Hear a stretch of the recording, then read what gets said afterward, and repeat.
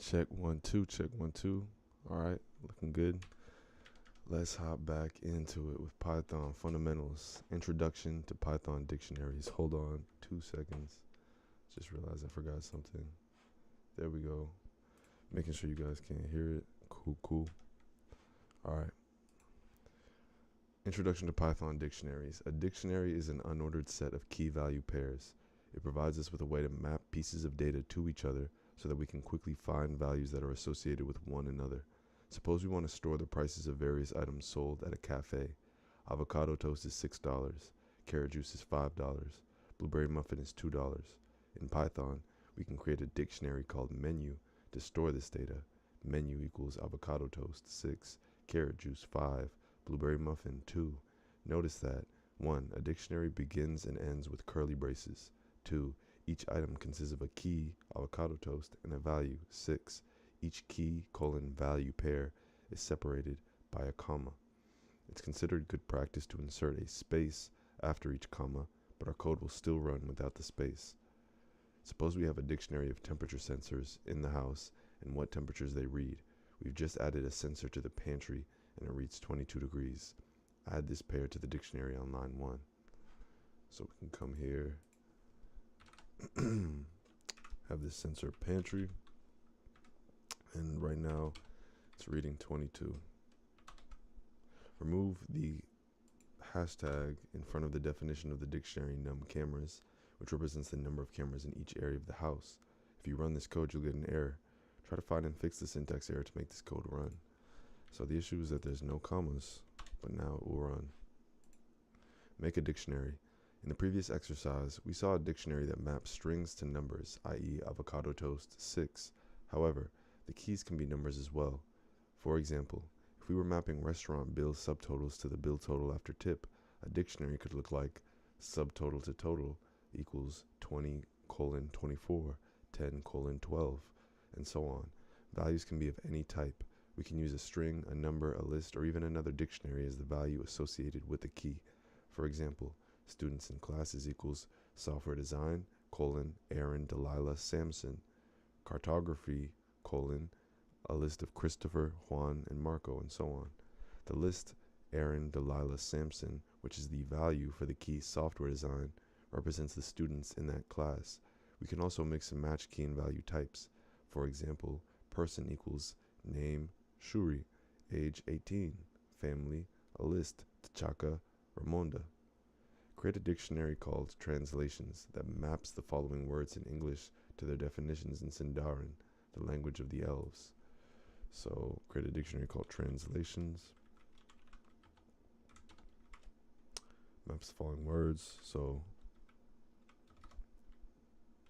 mountain, road, bread, bus, friend, melon,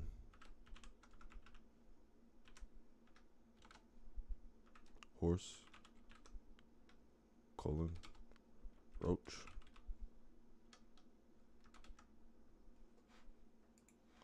Invalid keys. We can have a list or a dictionary as a value of an item in a dictionary, but we cannot use these data types as keys of the dictionary. If we try to, we will get a type error. For example, powers equals this list, 2, and another list of numbers, 3. This code will yield type error, unhashable type, list. The word unhashable in this context means that this list is an object that can be changed. Dictionaries in Python rely on each key having a hash value, a specific identifier for the key. If the key can change, that hash value would not be reliable, so the keys must always be unchangeable. Hashable data types like numbers or strings. Run the code inside script.py. You should get an error. Type error, unhashable type. Make the code run without errors by flipping the items in the dictionary so that the strings are the keys and the lists are the values. So we'll copy Von Trapp and we'll put it over here and add a colon. And we'll copy Corleone and throw it over here and add a colon. Next, empty dictionary. A dictionary doesn't have to contain anything.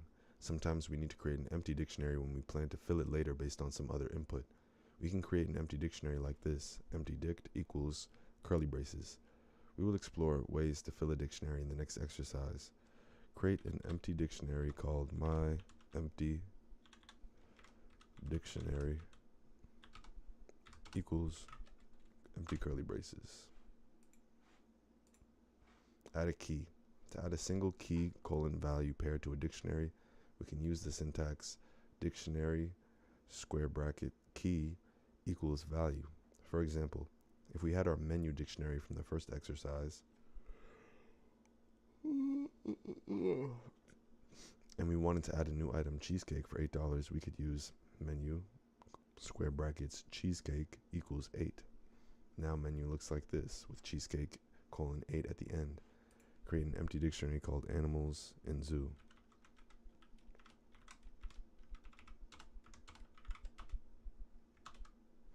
Walking around the zoo, you see 8 zebras. Add zebras to animals in zoo as a key with a value of 8. So animals in zoo, zebras equals 8. The primate house was bananas. Add monkeys to animals in zoo as a key with a value of 12. Animals in zoo, monkeys equals 12. As you leave the zoo, you are saddened that you did not see any dinosaurs. Add dinosaurs to animals in zoo as a key with value 0. Animals in zoo, dinosaurs equals 0, unfortunately. Print animals in zoo.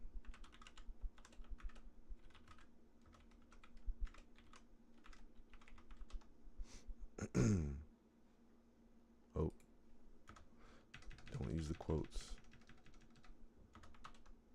Nice. Add multiple keys. If we wanted to add multiple key colon value pairs to a dictionary at once, we can use the .update method. Looking at our sensors object from a previous exercise, if we wanted to add 3 new rooms, we could use sensors.update, parentheses, curly brace, pantry, colon 22, comma, guest room, colon 25, comma, patio, colon 34, and curly brace and parentheses. This would add all 3 items to the sensors dictionary. Now sensors looks like so. In one line of code, add 2 new users to the user IDs dictionary. The looper with an ID of that and string queen with an ID of that. So user IDs dot sensor dot update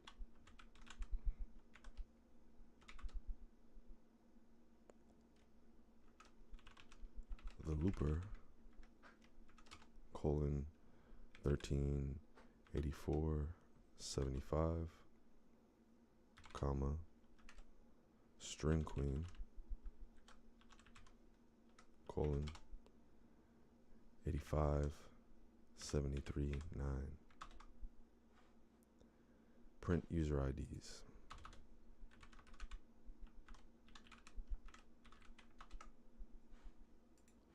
Overwrite values. We know that we can add a key by using the following syntax: menu square bracket banana equals 3. This will create a key banana and set its value to 3. But what if we used a key that already has an entry in the menu dictionary? In that case, our value assignment would overwrite the existing value attached to that key. We can overwrite the value of oatmeal like this: menu square bracket oatmeal equals 5. And now oatmeal's value has changed from 3 here to 5. Notice the value of oatmeal has changed. Add the key supporting actress and set the value to Viola Davis. So we'll do Oscar winners supporting actress. How'd that happen? I guess I hit up. Supporting actress equals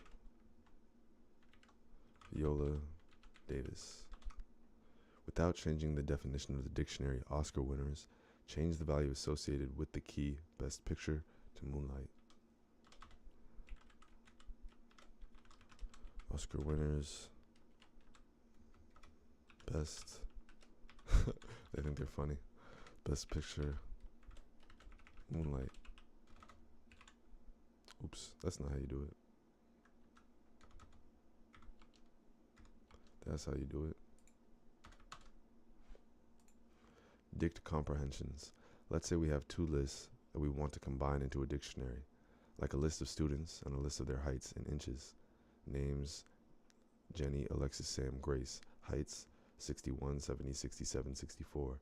Python allows us to create a dictionary using a dict comprehension with this syntax: students equals key colon value for key comma value in zip parentheses names comma heights. So students is now a dictionary Jenny colon 61 comma Alexis colon 70 comma Sam colon 67 Grace colon 64. And we did that by using a dictionary comprehension. Remember that zip combines two lists into an iterator of tuples with the list elements paired together. This dict comprehension takes a pair from the iterator tuples, names the elements in the pair key, the one originally from the names list, and value, the one originally from the heights list, creates a key colon value item in the student's dictionary. Repeat steps 1 through 3 for the entire iterator of pairs. You have two lists representing some drinks sold at a coffee shop and the milligrams of caffeine in each. First, create a variable called zipped drinks. That is an iterator of pairs between the drinks list and the caffeine list. So zipped drinks equals zip drinks caffeine. Is that the right way? Yeah. Create a dictionary called drinks to caffeine. So real quick, I just want to print this out. Zipped drinks. We'll see it in a second. And then create a dictionary called drinks to caffeine.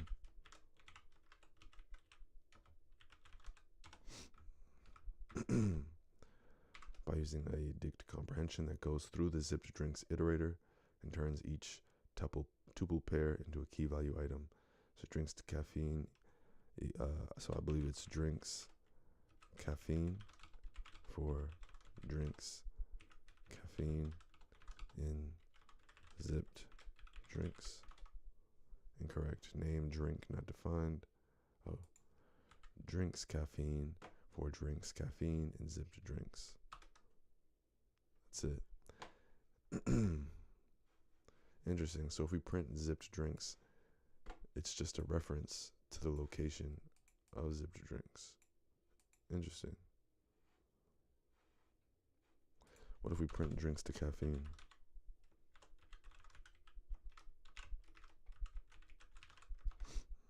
We actually get the dictionary: espresso 64, chai 40, decaf 0, drip 120.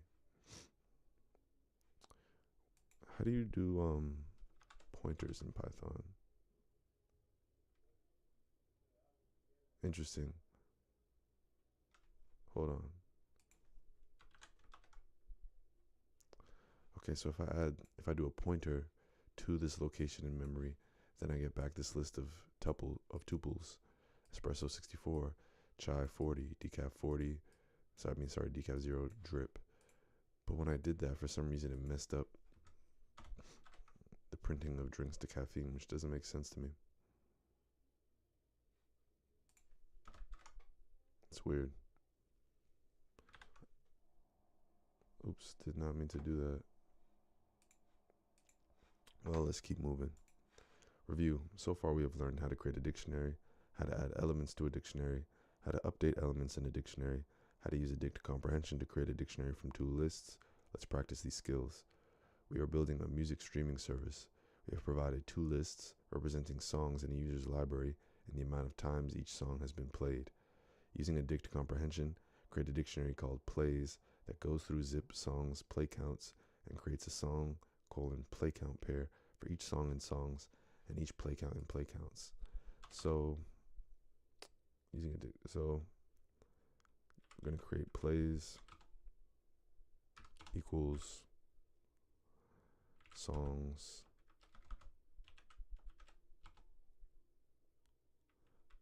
play counts. Does the name matter so much? I guess we'll find out after.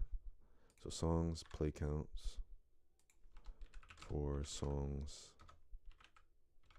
play counts in zip songs play counts, and then print plays. Let's see what happens if we change this. So those need to match up. But what about these? So these also need to match up. So the names are not arbitrary. After printing plays, add a new entry to it.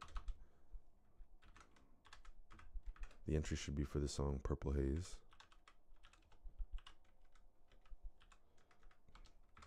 And the play count is 1. After the user has caught Aretha Franklin fever and listened to Respect 5 more times, update the value of Respect to be 94 in the plays dictionary. So plays Respect equals 94. Create a dictionary called library that has 2 key value pairs. Key, the best songs with a value of plays, the dictionary you created, and key, Sunday feelings, with a value of an empty dictionary. So library has 2 key value pairs. Key, the best songs with a value of plays, and Sunday feelings with a value of an empty dictionary. And then print library.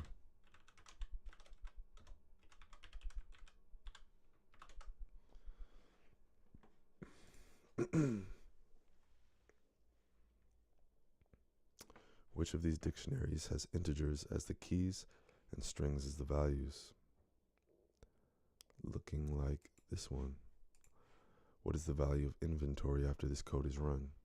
So inventory, iron spear 12, invisible knife 30, needle of ambition 10, stone glove 20. Inventory invisible knife is now 40, and inventory mithril shield is now 25, so it's added at the end. So invisible knife is 40, so it's gotta be this one. Which of these is an invalid dictionary? Will result in a type error when trying to run. Fruit, apple, vegetable 100, spice, salt, paprika, saffron. Definitely this one, because it has a list as a key. What is the line of code to initialize an empty dictionary called the thesaurus? Right here. What will the following code output? Conference rooms equals executive, hopper, Lovelace, pod, snooze booth, capacity equals 72621, room dict equals key value for key value in zip, conference rooms, capacity, print room dict. So we'll see executive 7, hopper 20, right here. Cool.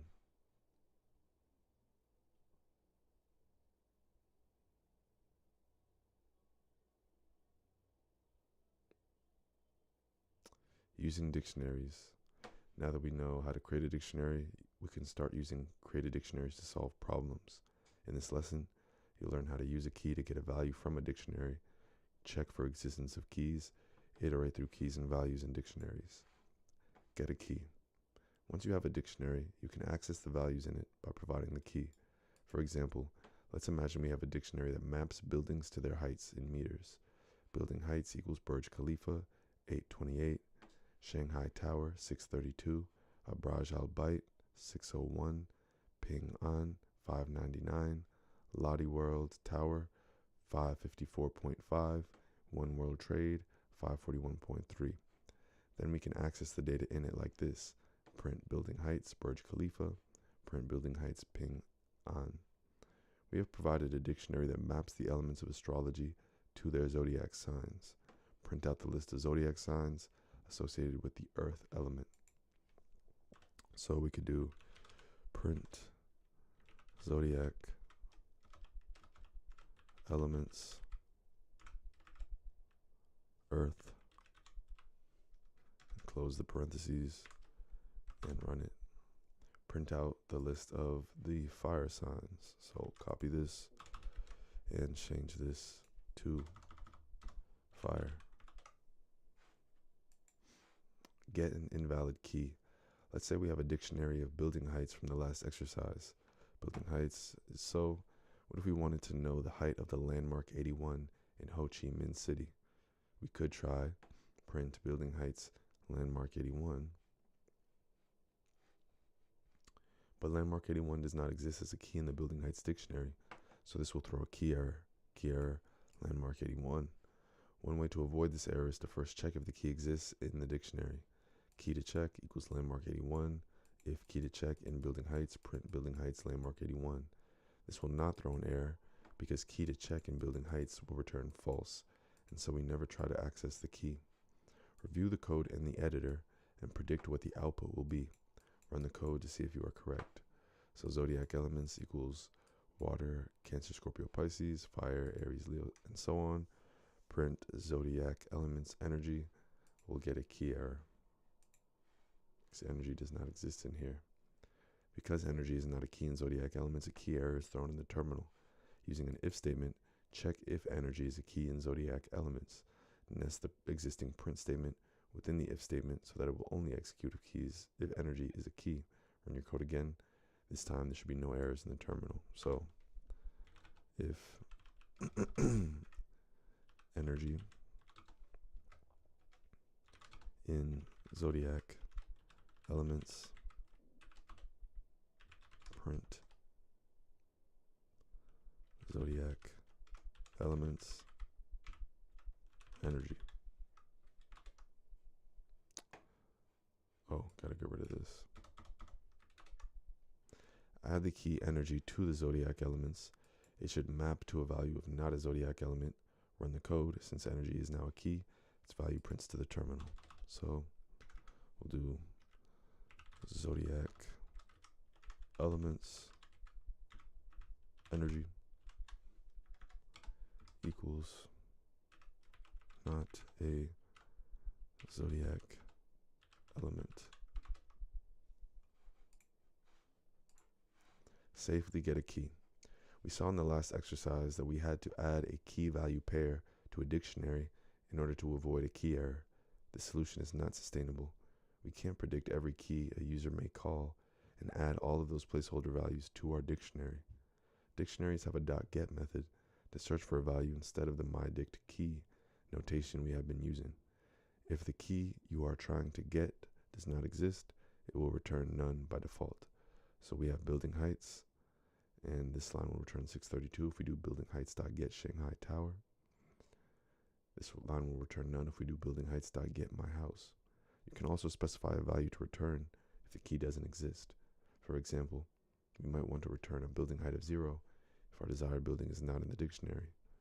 So we can do building heights.get Shanghai Tower, comma 0, building heights.get Mount Olympus, comma 0, building heights.get Kilimanjaro, comma no value.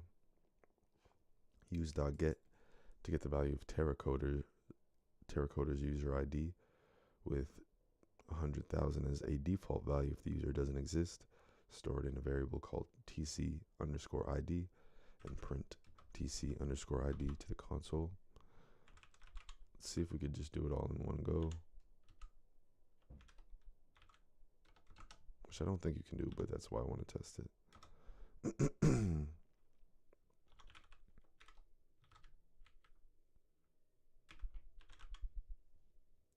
User IDs.get Terracoder, comma 100,000.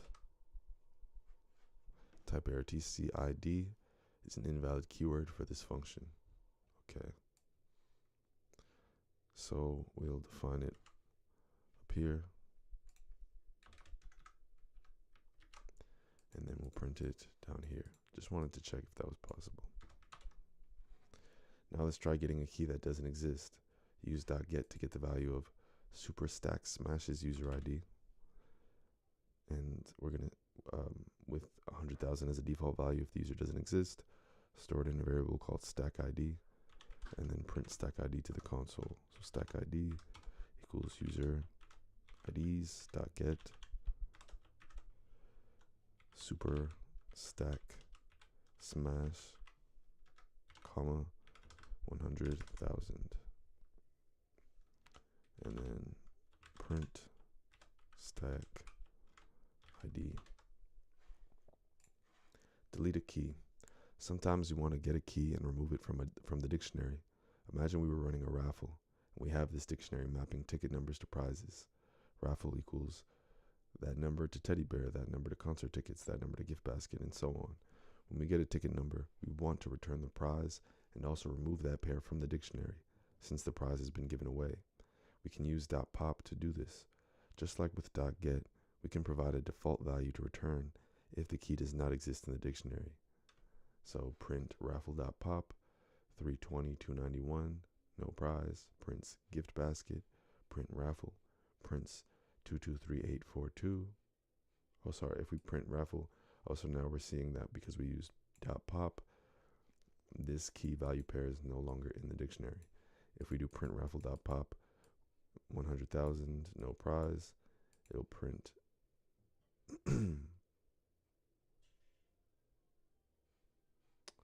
it'll print no prize. Interesting.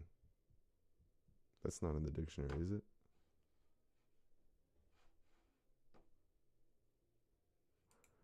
Huh. Oh, I'm sorry, I'm confused.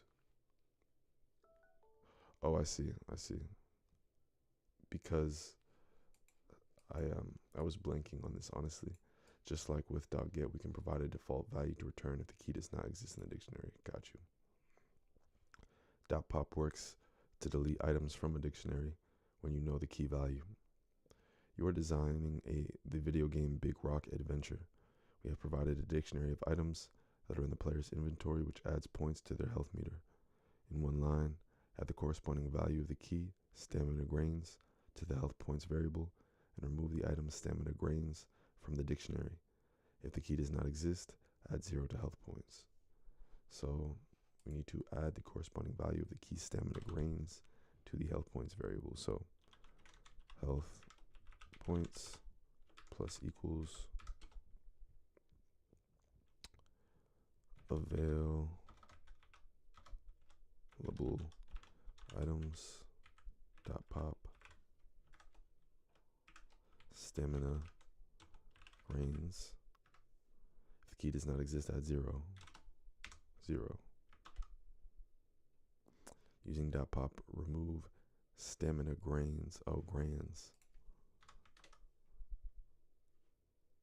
Do I need to do this?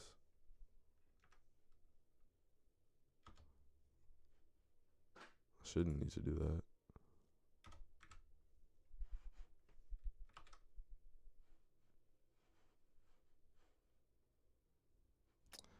Available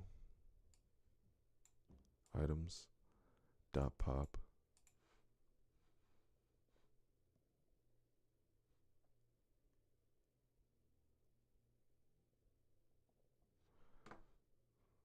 so just running available items .pop stamina grains comma 0 should return the value 15, and then if we plus equals it to health points should be 30.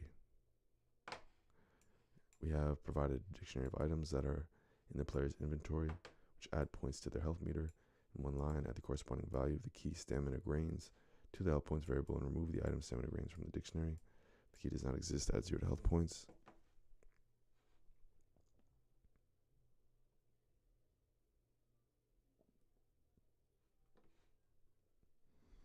I'm trying to think why this isn't working.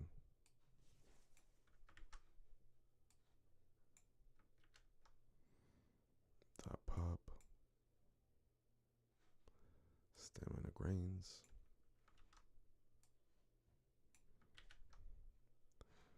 comma 0.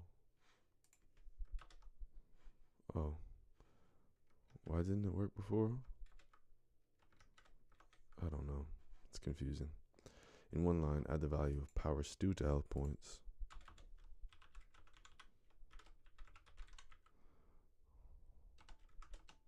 Plus equals available items dot pop power stew, and remove the item from the dictionary. If the key does not exist, add 0 to health points.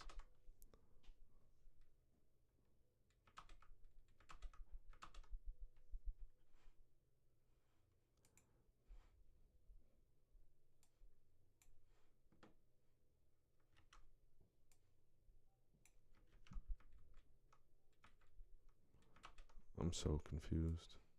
What am I doing wrong?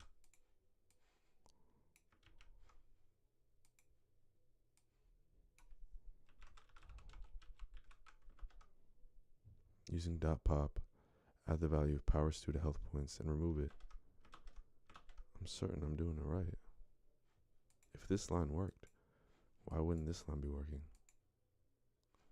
Available items dot pop power stew.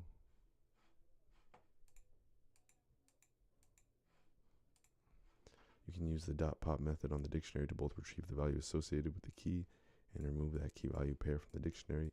If the key doesn't exist, it will return the default value you provide. I don't know. I'm confused. I'm going to try refreshing the page. Maybe it is me, but this genuinely isn't making sense to me. If we run it as it was. Okay, so clearly something's wrong. Power stew. Available items. Dot pop. I don't get it. What is this? Copy to clipboard.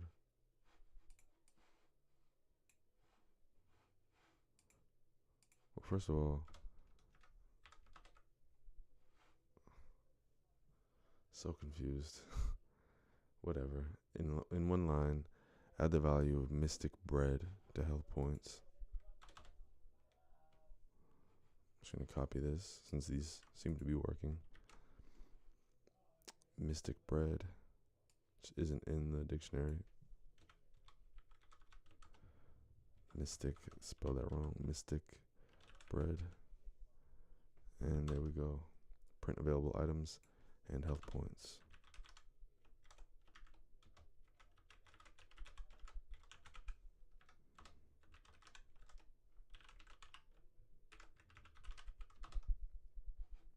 Let's go. Get all keys. Sometimes we want to operate on all of the keys in a dictionary. For example, if we have a dictionary of students in a math class and their grades, test scores equals Grace 80, 72, 90, Jeffries, those, so on. We want to get a roster of the students in this class without including their grades. We can do this with a built-in list function. Print list test scores, prints Grace, Jeffrey, Sylvia, Pedro, and so on. Dictionaries also have a .keys method that returns a dict keys object. A dict keys object is a view object which provides a look at the current state of the dictionary without the user being able to modify anything. The dict keys object, returned by .keys, is a set of the keys in the dictionary. You cannot add or remove elements from a dict keys object, but it can be used in the place of a list for iteration. If we do for student in test scores.keys, print student will yield all the students' names. Create a variable called users and assign it to be a dict keys object of all of the keys of the user IDs dictionary. So user IDs dot keys.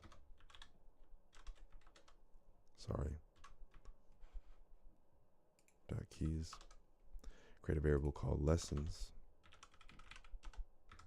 and assign it to be a dict keys object of all the keys of the num exercises dictionary. Print users to the console.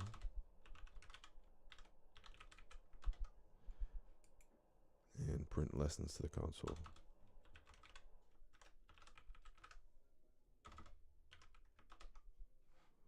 Interesting.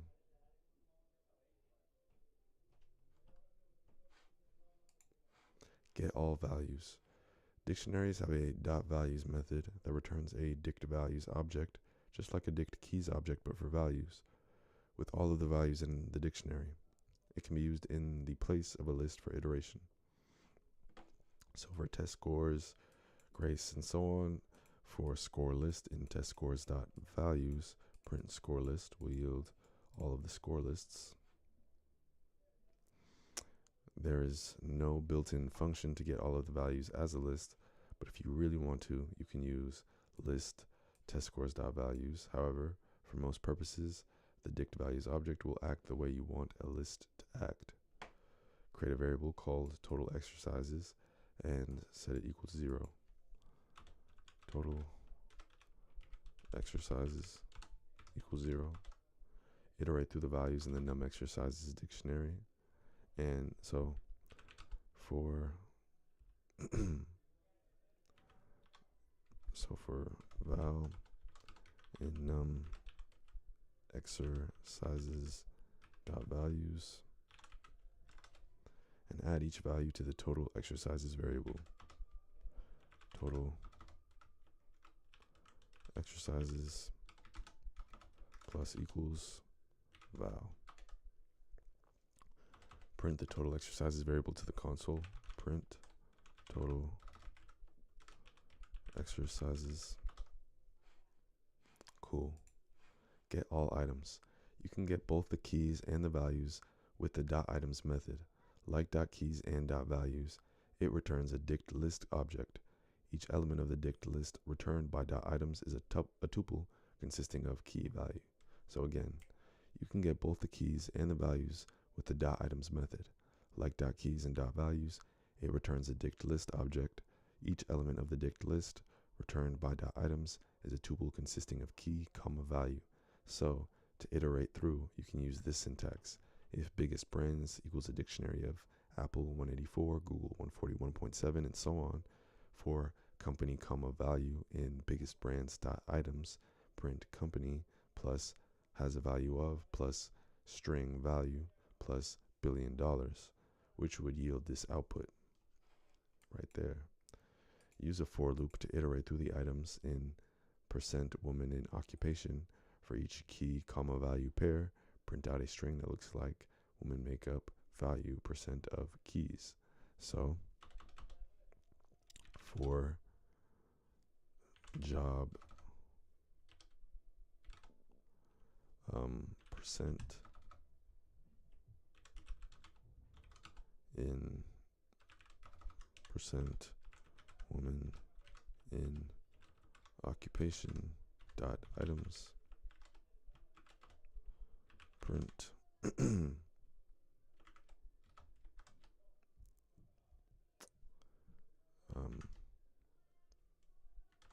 women make up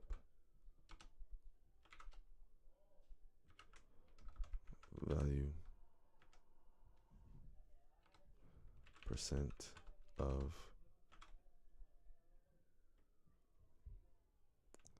job. I'll put % in here. We'll make a %. Oh no, we'll do value and key just to show that they don't necessarily need to have the same name. Dot format value equals % and key equals job.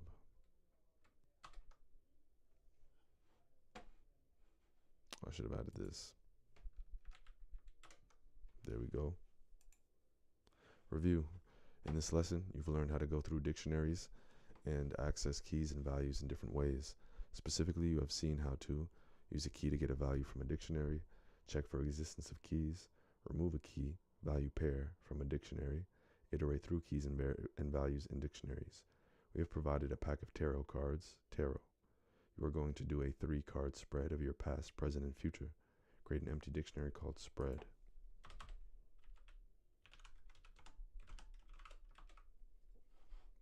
The first card you draw is card 13. Pop the value assigned to the key 13 out of the tarot dictionary and assign it as the value of the past key of spread. So spread past equals tarot dot pop. First card you draw is 13. So tarot dot pop 13. Sign it. Okay. The second card you draw is card 22. Pop the value assigned to the key 22 out of the tarot dictionary and assign it as the value of the present key of spread. So spread present equals tarot dot pop 22. The third card you draw is card 10. Pop the value assigned to the key 10 out of the tarot dictionary and assign it as the value of the future key of spread. So spread future equals tarot dot pop 10. Iterate through the items in the spread dictionary, and for each key value pair, print out a string that says your key is the value card. So for number, we'll do key value in spread dot items, print your key is the value card dot format key equals key value equals value. What I do wrong? Expected to see your past is the death card. Oh, we need a period. Your past is the death card, your present is the fool card, your future is the wheel of fortune card. Congratulations, you have learned about how to modify and use dictionaries. Hit the run button one more time when you're ready to continue.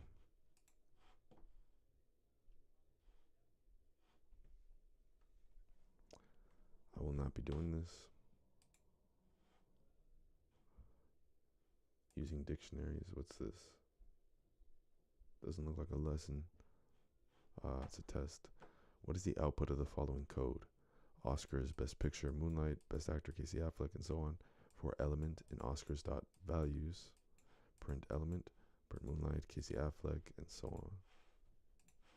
What is the output of the following code? So for element in Oscars, print element.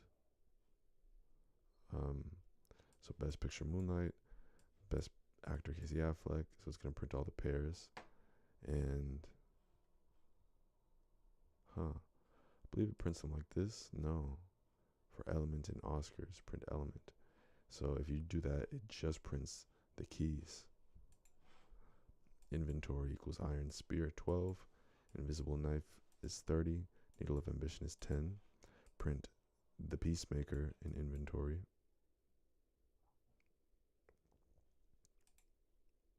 Print 65. True. Just this code checks for the existence of the peacemaker as a key in the dictionary, but does not get its value. What will the following code output? Combo meals equals 1: hamburger fries, 2: hamburger fries soda, and so on. Print combo meals 3 would be a key error because there's no combo 3. What will the following code output? Combo meals 2 output this list of hamburger fries soda. What does the following code output? Print 12 in inventory. Think it will be false because the key 12 does not exist. What will the following code output? Print inventory.get stone glove 30. So we're trying to get the value of stone glove in here. Stone glove is 20. So inventory.get will be 20. What will the following code output? we have these combo meals. If we do combo meals dot get 3, and we have this list hamburger fries. So since 3 doesn't exist as a key in here, it will return hamburger fries. What is the output of the following code? Raffle equals this number teddy bear, that number concert tickets, raffle.pop 561721, and that doesn't exist in here, so it will return the original dictionary. Not the best. Off-platform project, no thank you. Let's move on to files. Learn Python files.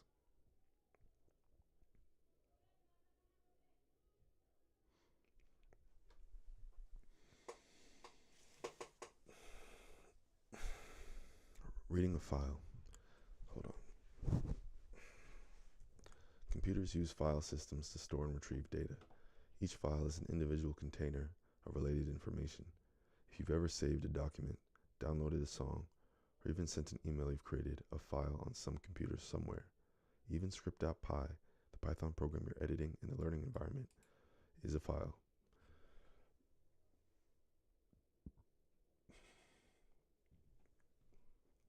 So, how do we interact with files using Python? We're going to learn how to read and write different kinds of files using code. Let's say we had a file called realcooldocument.txt with the contents wowzers. We could read that file like this with open realcooldocument.txt as cooldoc, cool contents equals cooldoc.read, print cool contents. This opens a file object called cooldoc and creates a new indented block where you can read the contents of the open file. We then read the contents of the file cooldoc using cooldoc.read and save the resulting string into the variable cool contents. Then we print cool contents, which outputs the statement wowzers. Use with to open the file welcome.txt. Save the file object as text file. So text file equals with open welcome.txt.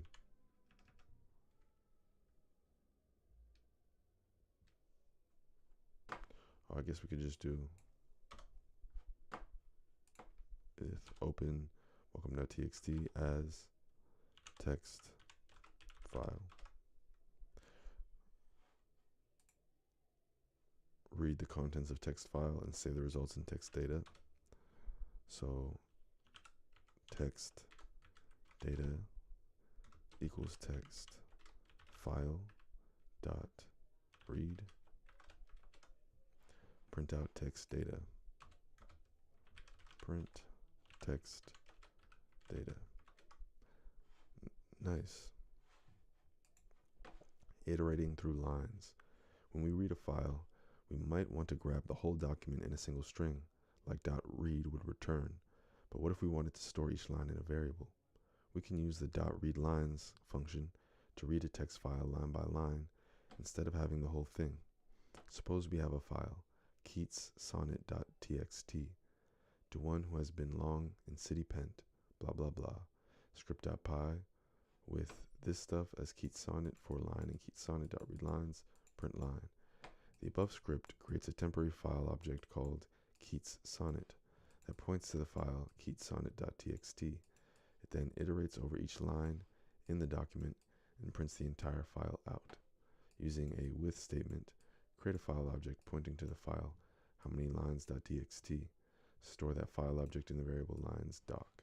So with open, create a file object pointing to the file howmanylines.txt. So with open how many lines.txt as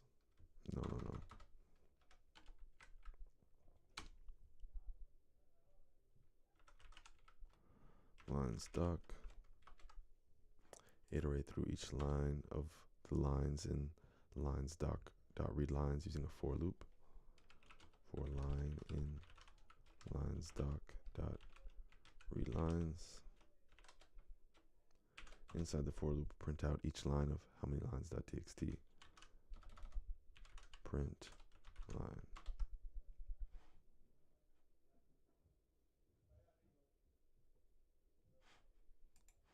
Reading a line. Sometimes you don't want to iterate through a whole file. For that, there's a different file method, .readLine, which will only read a single line at a time. If the entire document is read line by line in this way, subsequent calls to readLine will not throw an error, but will start returning an empty string. Suppose we had this file. If we do with open Malay sonnet.txt as sonnet.doc, first line equals sonnet.doc.readline, second line equals sonnet.doc.readline, print second line. This script also creates a file object called sonnet.doc that points to the file Malay sonnet.txt. It then reads in the first line using sonnet.doc.readline and saves that to the variable first line. It then saves the second line, so make the most of this your little day, into the variable second line and then prints it out. Using a with statement, create a file object pointing to the file just the first text. Store that file object in the variable first line doc. So with open just the first.txt as first line doc.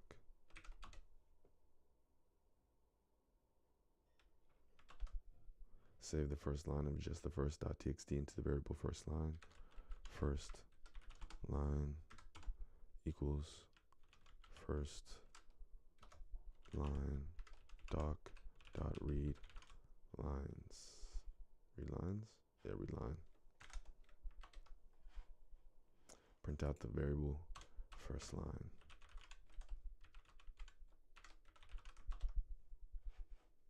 You do look, my son, in a moved sort. Writing a file. Reading a file is all well and good, but what if we want to create a file of our own? With Python, we can do just that. It turns out that our open function that we're using to open a file to read needs another argument to open a file to write, with open generated file.txt, w as genfile.write. What an incredible file. Here we pass the argument w to open in order to indicate to open the file in write mode. The default argument is r, and passing r to open opens the file in read mode as we've been doing. This code creates a new file in the same folder as script.py and gives it the text, what an incredible file. It's important to note that if there is already a file called generated file.txt, it will completely overwrite that file, erasing whatever its contents were before. Create a file object for the file badbands.txt using the open function with the w argument. Assign this object to the temporary variable badbands.doc. So with open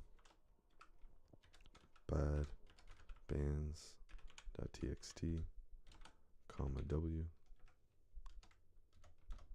as badbands.doc. Use the badbands.doc.write method. Badbands.doc.write to add the name of a musical group you dislike to the document badbands. Let's do Big Time Rush. For some reason, that's what came to my mind. Next, appending to a file. So maybe completely deleting and overwriting existing files is something that bothers you. Isn't there a way to just add a line to a file without completely deleting it? Of course there is. Instead of opening the file using the argument w for write mode, we open it with a for append mode. If we have a generated file with the following contents, generated file.txt, this was a popular file, ... then we can add another line to that file with the following code, with open generated file.txt, a as genfile.write, new line, ... and it still is. In the code above, we open a file object in the temporary variable genfile. This variable points to the file generated file.txt, and since it's open in append mode, adds the string new line, and it still is, to the file. The new line character, new line, moves to the next line before adding the rest of the string. If you were to open the file after running the script, it would look like this. generated file.txt. This was a popular file, and it still is. Notice that opening the file in append mode with A as an argument to open means that using the file object's .write method appends whatever is passed to the end of the file. If we were to run script.py again, this would be what generated file.txt looks like. Generated file.txt. This was a popular file, and it still is, and it still is. So again, notice that opening the file in append mode with A as an argument to open means that using the file object's .write method appends whatever is passed to the end of the file. If we were to run script.py again, okay, cool. Notice that we've appended new line, and it still is to the file a second time. Okay, we've got a file, cooldogs.txt, filled with all the cool dogs we know. Somehow, while compiling the list, we forgot about one very cool dog. Let's fix that problem by adding him to our cooldogs.txt. Open up our file cooldogs.txt. So with open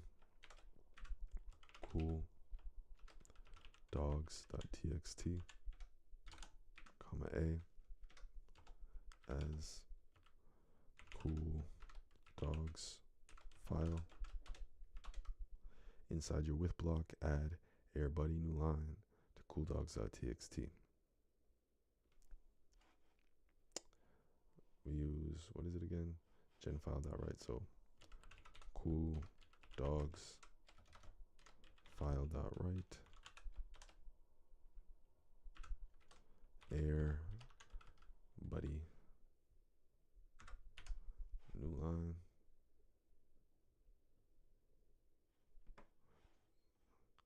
Airbuddy is a golden retriever that plays basketball, which more than qualifies him for this list. The new line character moves to the next line after appending the string. Cool. What's with? We've been opening these files with this with block so far, but it seems a little weird that we can only use our file variable in the indented block. Why is that? The with keyword invokes something called a context manager for the file that we're calling open on. This context manager takes care of opening the file when we call open, and then closing the file after we leave the indented block. Why is closing the file so complicated? Well, most other aspects of our code deal with things that Python itself controls. All the variables you create, integers, lists, dictionaries, these are all Python objects, and Python knows how to clean them up when it's done with them. Since your files exist outside your Python script, we need to tell Python when we're done with them so that it can close the connection to that file. Leaving a file connection open unnecessarily can affect performance or impact other programs on your computer that might be trying to access that file. The with syntax replaces older ways to access files where you need to call .close on the file object manually. We can still open up a file and append it with the old syntax as long as we remember to close the file connection afterwards. So if we have funcities file equals open funcities.txt, comma A, we can now append a line to funcities file.write Montreal, but we need to remember to close the file, funcities file.close. In the above script, we added Montreal as a new line in our file, funcities.txt. However, since we used the older style syntax, we had to remember to close the file afterwards. Since this is necessarily more verbose, requires at least one more line of code, without being any more expressive, using with is preferred. In script.py, there's a file object that doesn't get closed correctly. Let's fix it by changing the syntax. Remove this line, close this file, equals open fun file.txt, and change it to use the with syntax from our previous exercises. Remember to indent the rest of the body so that we don't get an indent error. So with open fun file.txt as close this file setup equals close this file dot read line punchline equals close this file dot read line print setup. What did the pirate say when he turned 80? Well, you gotta print the punchline now.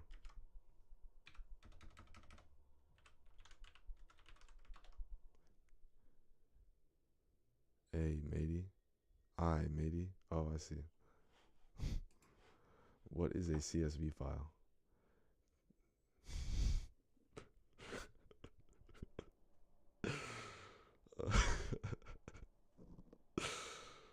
Text files aren't the only thing that Python can read, but they're the only thing that we don't need any additional parsing library to understand.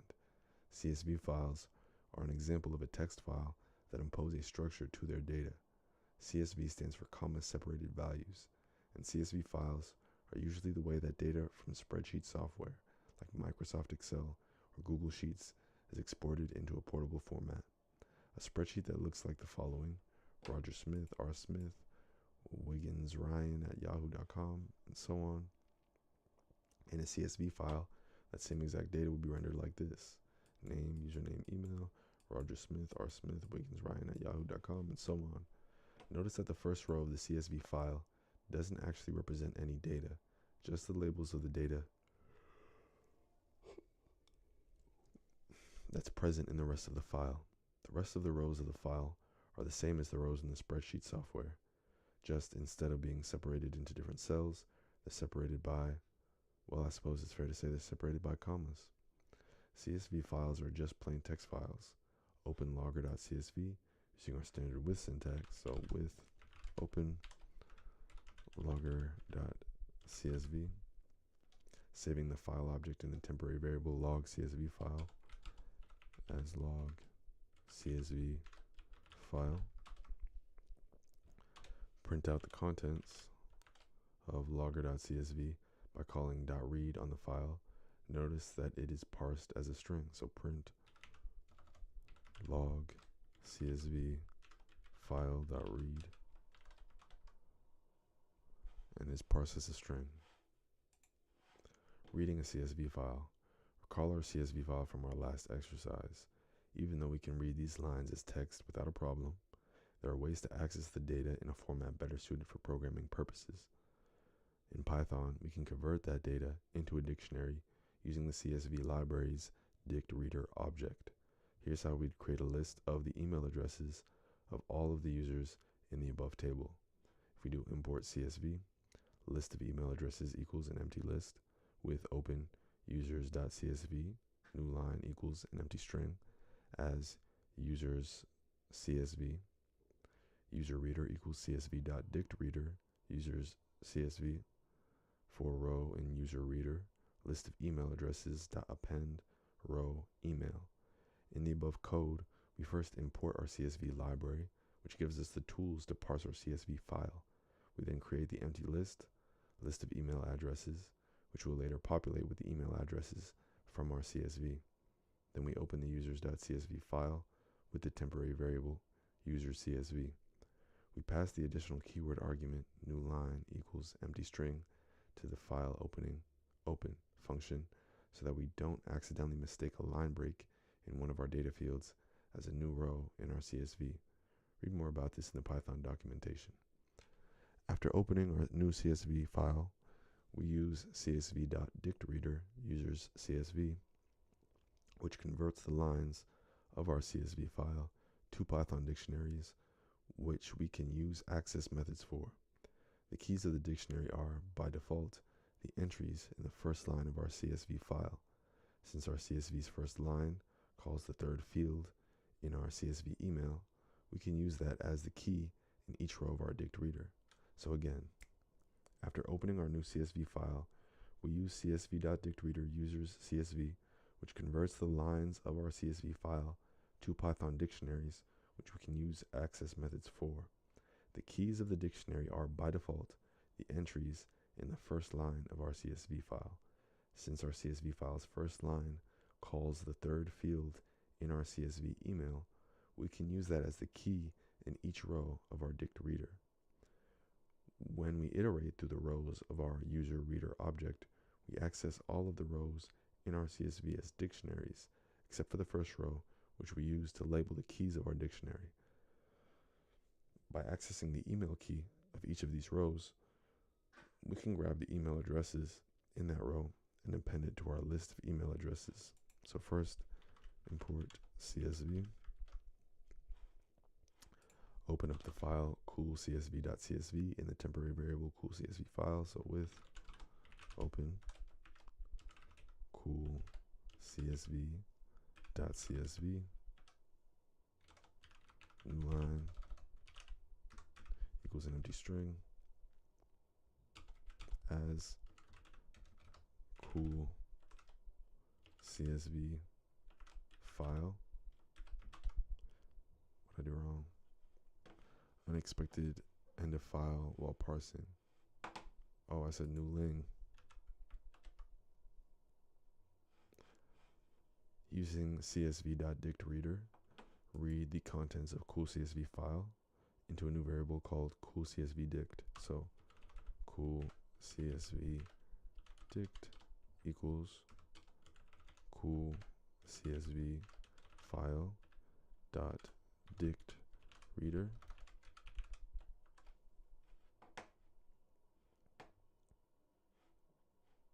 Oh, okay. It's not that, it's CSV.dictReader, and we're calling that on cool CSV file. Cool CSV.csv includes a cool fact about every person in the CSV.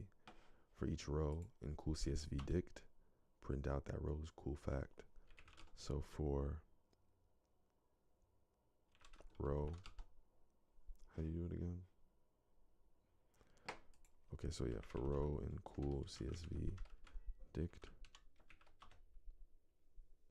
we're just gonna print row.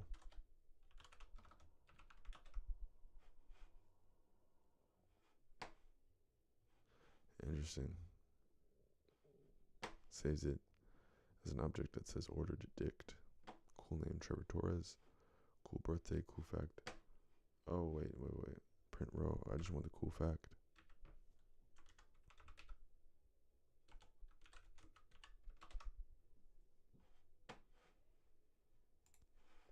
Reading different types of CSV files. I need to level with you. I've been lying to you for the past 2 exercises. Well, kind of. We've been acting like CSV files are comma separated values files. It's true that CSV stands for that, but it's also true that other ways of separating values are valid CSV files these days. People used to call tab separated values files TSV files, but as other separators grew in popularity, everyone realized that creating a new A through Z SV file format for every value separating character used is not sustainable. So we call all files with a list of different values a CSV file, and then use different delimiters like a comma or tab to indicate where the different values start and stop. Let's say we had an address book.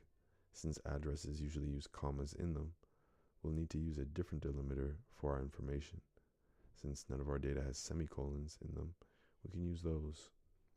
So this addresses.csv is using semicolons as delimiter. Notice the new line character. This is the escape sequence for a new line. The possibility of a new line escaped by a new line character in our data is why we pass the new line equals empty string keyword argument to the open function. Also notice that many of these addresses have commas in them. This is okay. We'll still be able to read it. If we wanted to say print out all the addresses in the CSV file, we could do the following. Import CSV with open addresses.csv, new line equals empty string, as addresses CSV, address reader equals CSV dot dict reader, addresses CSV, comma, delimiter equals semicolon. For row in address reader, print row square bracket address. Notice that when we call csv.dictReader, we pass in the delimiter parameter, which is the string that's used to delineate separate fields in the CSV. We then iterate through the CSV and print out each of the addresses. So import CSV with open books.csv, new line equals an empty string as books CSV. Create a dictReader instance that uses the @ symbol as a delimiter to read books CSV, Save the result in a variable called books reader equals CSV dot dict reader books CSV delimiter equals at. Create a list called ISBN list. Iterate through books reader to get the ISBN number of every book in the CSV file. Use the ISBN key for the dictionary objects passed to it. So for row in books reader, ISBN list. First we have to declare it. So ISBN list equals an empty list. So for row in books reader, ISBN list append row ISBN. Writing a CSV file. Naturally, if we have the ability to read different CSV files, we might want to be able to programmatically create CSV files that save output and data that someone could load into their spreadsheet software. Let's say we have a big list of data that we want to save into a CSV file. We could do the following. Big list equals this list with a dictionary name, Frederick Stein, user ID, that is admin false, and then another name, Wilmore Dennis, user ID, that, and so on. Import CSV with open output.csv_w as output CSV. Fields equals name, user ID is admin. Output writer equals csv.dictWriter. Output CSV. Field names equals fields. Output writer dot writer header, output writer dot write header for item in big list. Output writer dot write row item. In our code above, we had a set of dictionaries with the same keys for each, a prime candidate for a CSV. We import the CSV library and then open a new CSV file in write mode by passing the W argument to the open function. We then define the fields we're going to be using into a variable called fields. We then instantiate our CSV writer object and pass two arguments. The first is output CSV, the file handler object. The second is our list of fields, which we pass to the keyword parameter field names. Now that we've instantiated our CSV file writer, we can start adding lines to the file itself. First, we want the headers, so we call .writeHeader on the writer object. This writes all the fields past the field names as the first row in our file. Then we iterate through our big list of data.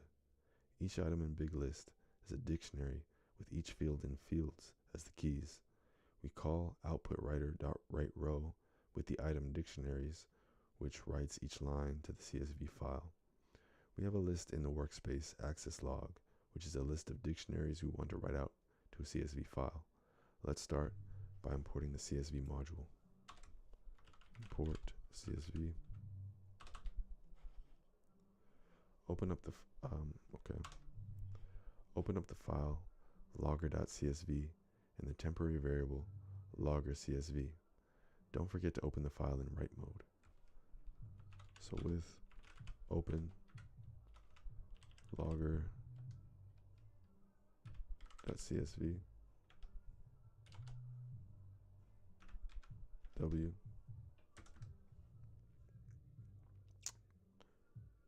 open up the file logger.csv and the temporary variable logger as logger.csv.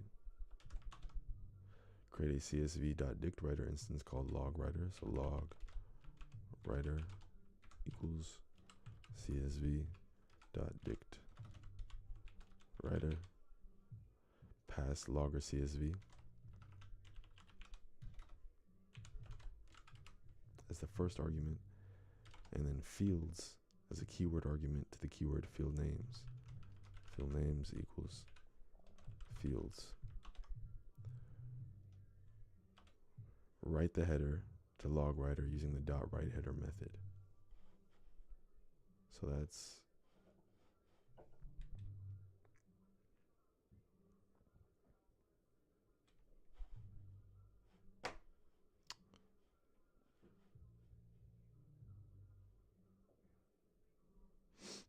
write the header to log writer using the write header method. So log writer dot head dot write. Have I been saying head writer and it's been write header this whole time? Goodness. Log writer dot write header. Write the header to log writer using the write header method. Iterate through the access log list and add each element to the CSV using log writer dot write row. So for row in access log, iterate through the access log list and add each element to the CSV using log writer dot write row. So for row in access log writer dot write row.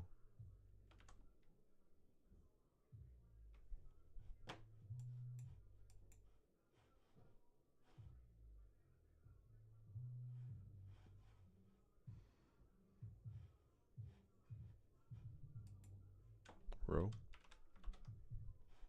Oh, we got it? Okay, cool. Reading a JSON file. CSV isn't the only file format that Python has a built-in library for.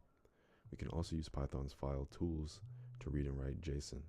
JSON, an abbreviation of JavaScript object notation, is a file format inspired by the programming language JavaScript. The name, like CSV, is a bit of a misnomer. Some JSON is not valid JavaScript, and plenty of JavaScript is not valid JSON. JSON's format is endearingly similar to Python dictionary syntax, and so JSON files might be easy to read from a Python developer standpoint. Nonetheless, Python comes with a JSON package that will help us parse JSON files into actual Python dictionaries. Suppose we have a JSON file like the following: user, Ellen Greg, action, purchase, item ID, that number. We would be able to read that in as a Python dictionary with the following code. Import JSON with open the name of the file, so purchase 147811239.json as purchase JSON. Purchase data equals JSON.load purchase JSON. Print purchase data user prints Ellen Greg. First, we import the JSON package. We open the file using our trusty open command. Since we're opening it in read mode, we just need to pass the file name. We save the file in the temporary variable purchase JSON. We continue by parsing purchase JSON using JSON.load, creating a Python dictionary out of the file. Saving the results into purchase data means we can interact with it. We print out one of the values of the JSON file by keying into the purchase data object. Let's read a JSON file. Start by importing the JSON module. So import JSON, open up the file message.json. So with open message.json as message JSON, pass the JSON file object as an argument to JSON.load and save the resulting Python dictionary as message. So message equals JSON.load message JSON. Print out message text. Print message text. Now that's JSON. Writing a JSON file. Naturally, we can use the JSON library to translate Python objects to JSON as well. This is especially useful in instances where you're using a Python library to serve web pages. You would also be able to serve JSON. Let's say we had a Python dictionary we wanted to save as a JSON file. Turn to JSON equals event ID 674189, date time, that, chocolate, semi-sweet dark, and so on. We'd be able to create a JSON file with that information by doing the following. Import JSON with open output.json, w as JSON file, json.dump, turn to JSON, JSON file. We import the JSON module, open up a write mode file under the variable JSON file, and then use the json.dump method to write to the file. json.dump takes two arguments. First, the data object, then the file object you want to save. In your workspace, we've put a dictionary called data payload. We want to save this to a file called data.json. Let's start by importing the JSON library. Open a new file in the variable data.json. The file name should be data.json, and the file should be opened in write mode. So open data.json, write mode as data.json, call json.dump with data payload and data.json to convert our data to JSON, and then save it to the file data.json. So json.dump, and we're going to dump data payload into data.json. Cool. Review. Now you know all about files. You were able to open up file objects using open and with, read a file's full contents using Python's .read method, read a file line by line using .readLine and .readLines, create new files by opening them in write mode, append to a file non-destructively by opening a file in append mode, apply all of the above to different types of data carrying files, including CSV and JSON. You have all the skills necessary to read, write, and update files programmatically, a very useful skill in the Python universe.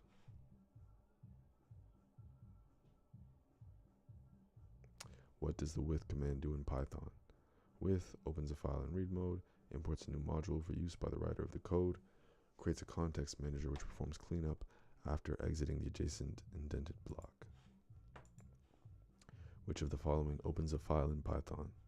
With open this one. Which of the following would you use to read in a CSV file as a dictionary? CSV, to read in a CSV file as a dictionary. What method reads a single line from a file object variable called file object? File object.readLine.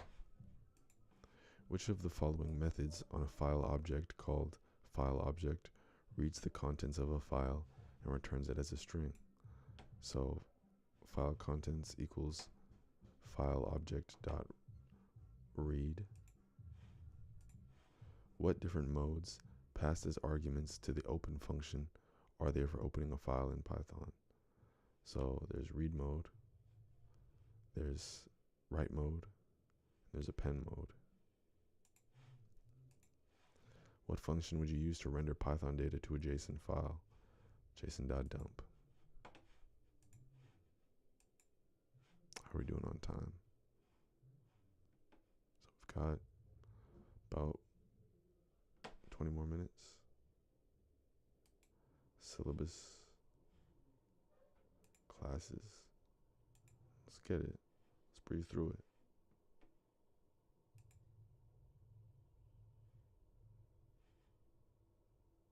Takes a minute. Actually, I started this about, I have more than 20 minutes. I'm going until 2:30. Going until 2:30, so about 30 more minutes. Types. Python equips us with many different ways to store data. Hold on one second.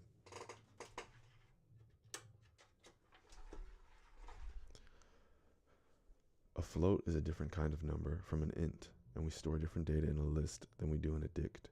These are known as different types. We can check the type of a Python variable using the type function. A string equals coolString, an int equals 12, print type a string, will print class string, and print type an int, prints class int.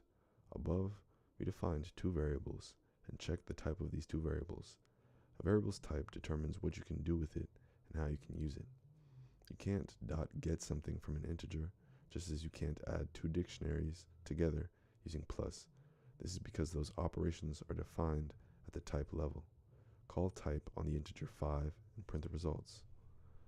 Print type 5, class int. Define a dictionary myDict using curly braces. Dictionary can be empty as such. Print out the type of myDict. Print type my dict. Define a list called my list. Print out the type of my list.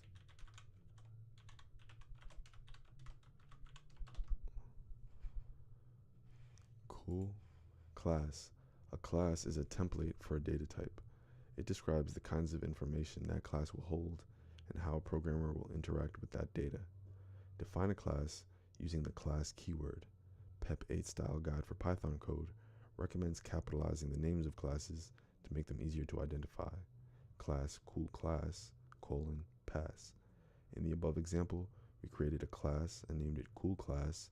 We used the pass keyword in Python to indicate that the body of the class was intentionally left blank so we don't cause an indentation error. We'll learn about all the things we can put in the body of a class in the next few exercises. Define an empty class called facade. We'll chip away at it soon. Class facade pass. Instantiation. A class doesn't accomplish anything simply by being defined. A class must be instantiated. In other words, we must create an instance of the class in order to breathe life into the schematic. Instantiating a class looks a lot like calling a function. We would be able to create an instance of our defined cool class as follows. Cool instance equals cool class. Above, we created an object by adding parentheses to the name of the class. We then assign that new instance to the variable cool instance for safekeeping so we can access our instance of cool class at a later time. In script.py, we see our facade class from last exercise. Make a facade instance and save it to the variable facade1.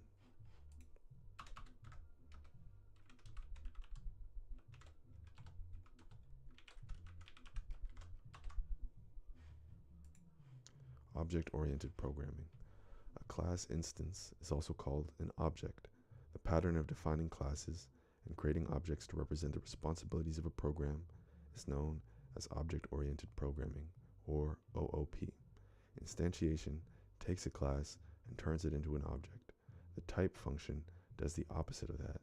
When called with an object, it returns the class that the object is an instance of.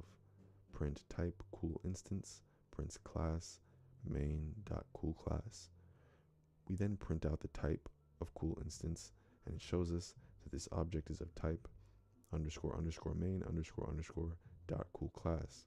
In Python, _main_ means this current file that we're running, and so one could read the output from type to mean the class cool class that was defined here in the script we're currently running. In script.py, we see facade1 from last exercise. Try calling type on facade1 and saving it to the variable facade1 type.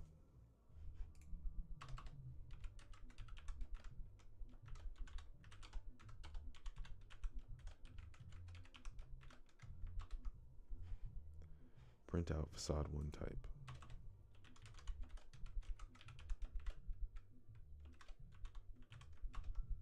Class main.facade. Class variables. When we want the same data to be available to every instance of a class, we use a class variable. A class variable is a variable that's the same for every instance of the class. You can define a class variable by including it in the indented part of your class definition, and you can access all of an object's class variables with object.variable syntax. So, class musician, title equals rockstar, drummer equals musician, print drummer.title prints rockstar. Above, we defined the class musician, then instantiated drummer to be an object of type musician. We then printed out the drummer's .title attribute, which is a class variable that we defined as the string rockstar. We defined another musician like guitarist equals musician. They would have the same .title attribute. Note, class variables are often referenced with a leading period, like .title above. This is done to quickly show that the variable belongs to a class and must be accessed with notation, like drummer.title. You are digitizing grades for Jan Van Eyck High School and Conservatory. At Jan Van High, as the students call it, 65 is the minimum passing grade. Create a grade class with a class attribute .minimum passing equal to 65. So class grade minimum passing equals 65. Methods. Methods are functions that are defined as part of a class. The first argument in a method is always the object that is calling the method. Convention recommends that we name this first argument self. Methods always have at least this one argument. We define methods similarly to functions, except that they are indented to be part of the class. So class dog time dilation equals 7, def time explanation, self, print, dog's experience, curly braces years, for every 1 human year, dot format,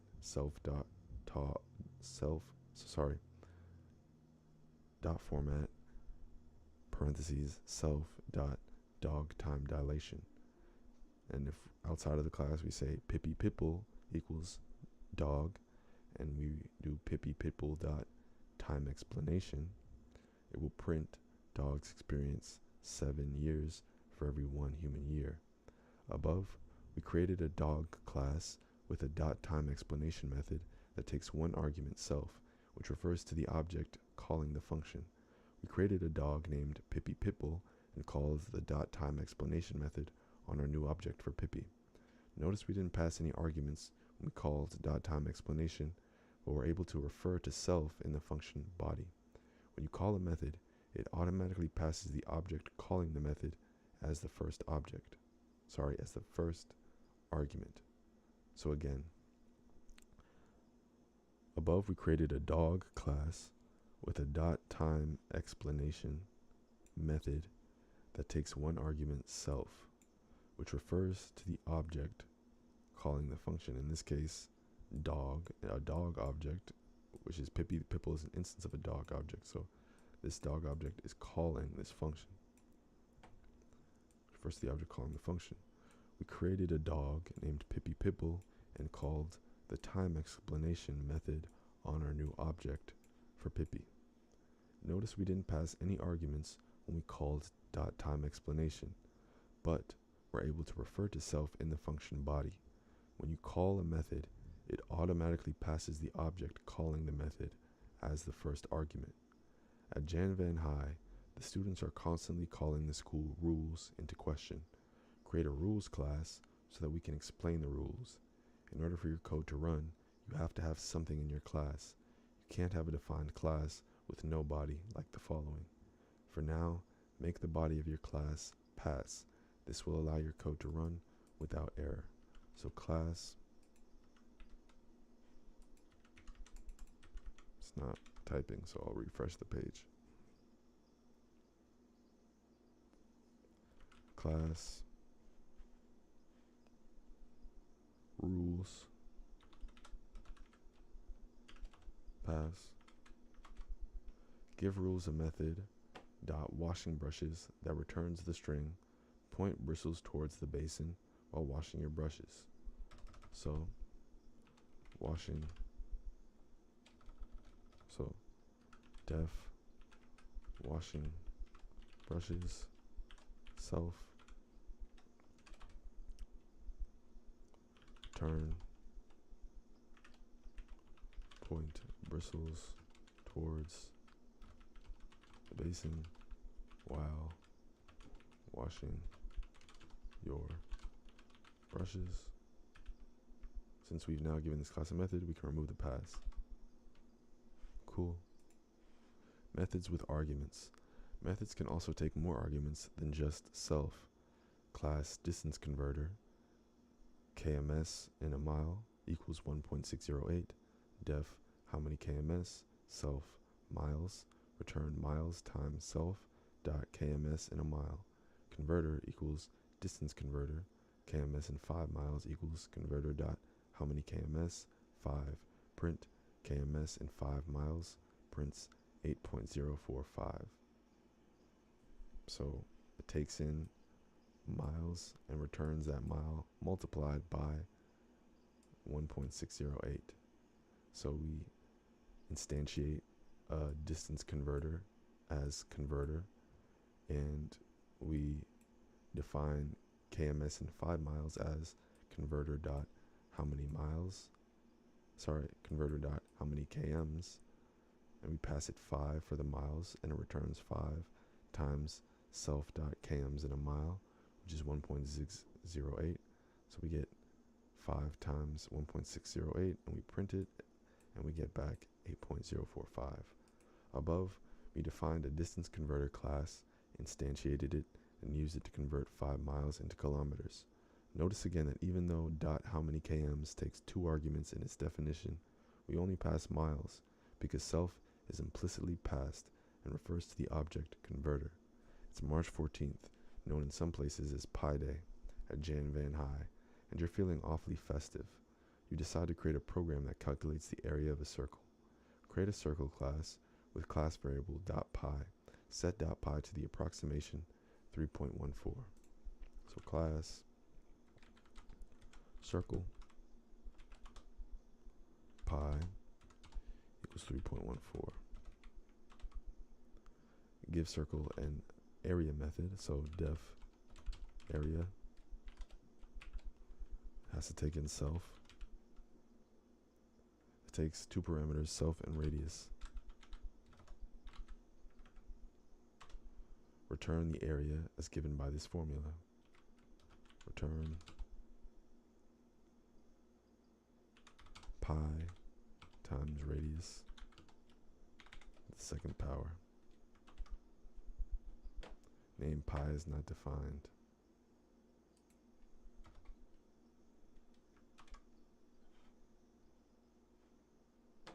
We have to do self.pi.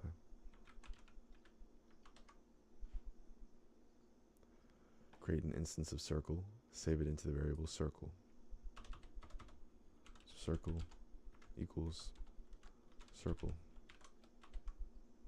You go to measure several circles you happen to find around. A medium pizza that is 12 inches across, your teaching table, which is 36 inches across, the round room auditorium, which is 11,460 inches across. You save the areas of these 3 things into pizza area,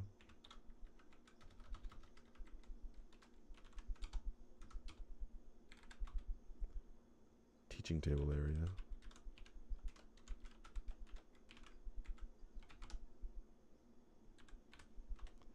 and round room area.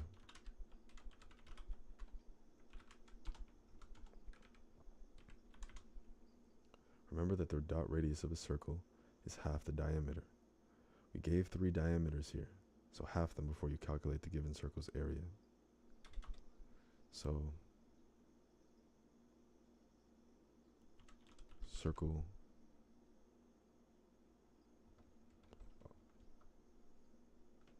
okay. You save the area. Oh, okay, I got you. So pizza area will be circle dot area, and we pass it 12 divided by 2. Teaching table area will be circle dot area. We pass it back 36 divided by 2. And circle dot area. Sorry. Copy this. And that number divided by 2. Great. Constructors. There are several methods that we can define in a Python class that have special behavior. These methods are sometimes called magic because they behave differently from regular methods. Another popular term is dunder methods, so named because they have 2 underscores, double underscore abbreviated to dunder, on either side of them. The first dunder method we're going to use is the dunder init dunder method. Note the 2 underscores before and after the word init. This method is used to initialize a newly created object. It is called every time the class is instantiated. Methods that are used to prepare an object being instantiated are called constructors. The word constructor is used to describe similar features in other object-oriented programming languages, but programmers who refer to a constructor in Python are usually talking about the init method.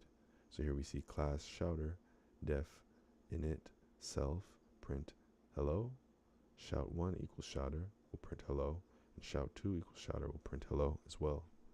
Above, we created a class called shouter, and every time we create an instance of shouter, the program prints out a shout. Don't worry, this doesn't hurt the computer at all. Pay careful attention to the instantiation syntax we use. Shouter looks a lot like a function call, doesn't it? If it's a function, can we pass parameters to it? We absolutely can, and those parameters will be received by the init method. So class def init self phrase, make sure phrase is a string. If type phrase is equal to a string, then shout it out. Print phrase.upper. So shout1 equals shouter, shout will print shout all uppercase. Shout2 equals shouter, shout will also print shout in all uppercase. And shout3 equals shouter, let it all out, prints let it all out in all uppercase. Above, we've updated our shouter class to take the additional parameter phrase. When we created each of our objects, we passed an argument to the constructor. The constructor takes the argument phrase and, if it's a string, prints out the all caps version of phrase. Add a constructor to our circle class.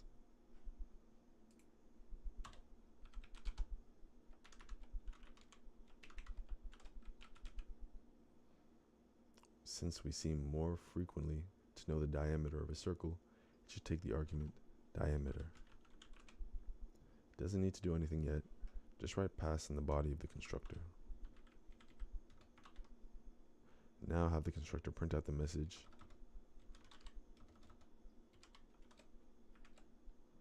new circle with diameter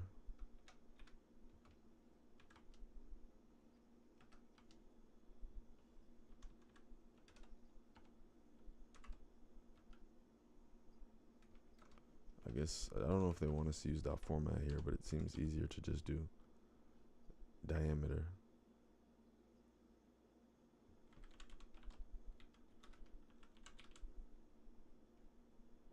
Create a circle teaching table with diameters 36.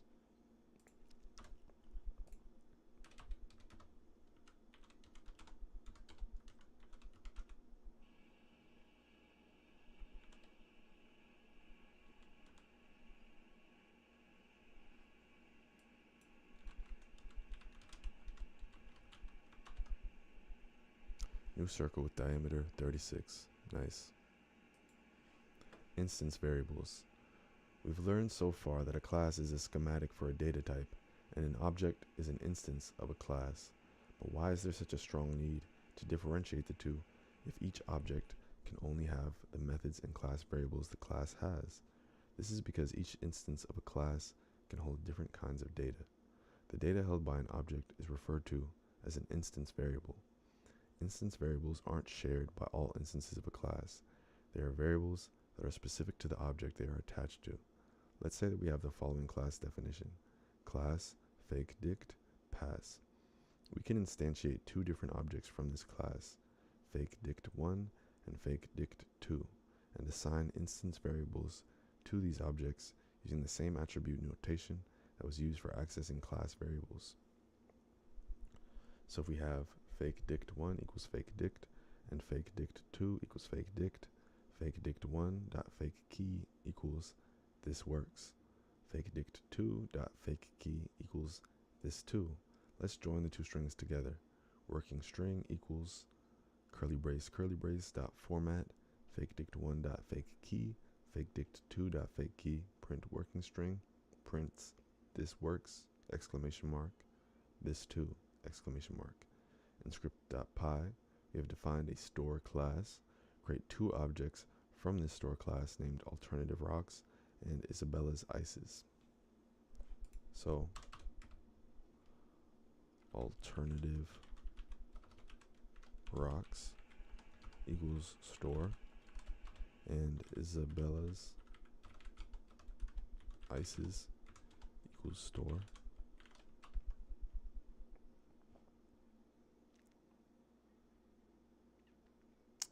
I'm gonna spell it Isabel's. Oh. Give them both instance attributes called dot store name. So alternative rocks store name.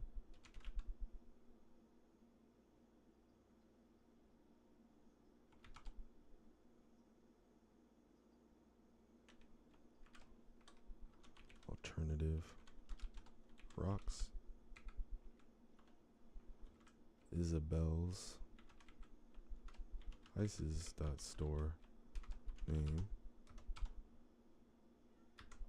equals Isabel's ices. Attribute functions. Instance variables and class variables are both accessed similarly in Python. This is no mistake. They are both considered attributes of an object. If we attempt, so instance variables versus class variables, okay. So instance variables are defined on the instance and class variables are defined in the class. And they're both accessed similarly in Python. This is no mistake. They're both considered attributes of an object. If we attempt to access an attribute that is neither a class variable nor an instance variable of the object, Python will throw an attribute error. Class, no custom attributes. Attribute list equals no custom attributes.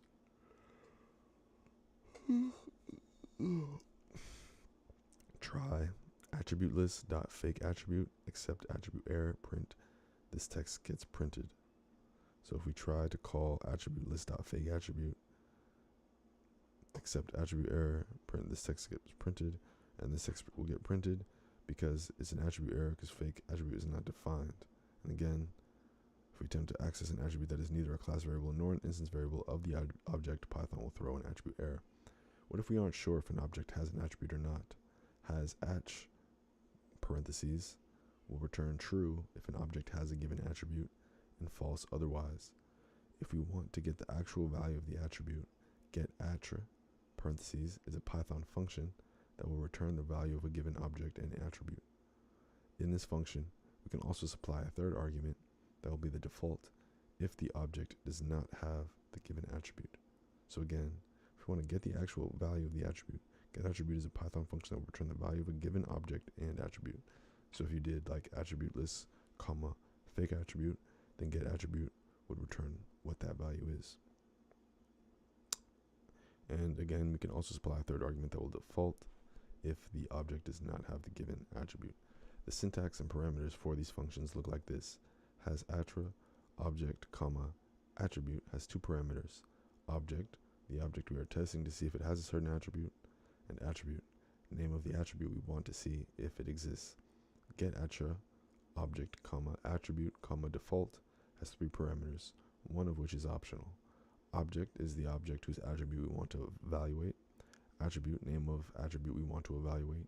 And default, the value that is returned if the attribute does not exist. Note, this parameter is optional. Calling those functions looks like this. Has attra, attribute list, fake attribute.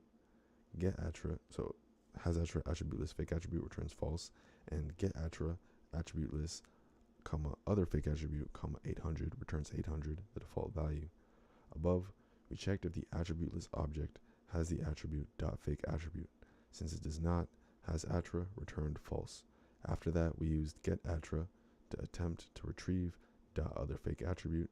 Since dot other fake attribute isn't a real attribute on attribute list, our call to getAttra returned the supplied default value 800 instead of throwing an attribute error. In script.py, we have a list of different data types, a dictionary, a string, an integer, and a list all saved in the variable can we count it. For every element in can we count it, check if the element has the attribute .count using the hasAttra function. If so, print the following line of code. Print string type element plus has the count attribute. So again, script.py. Where are these? Sorry.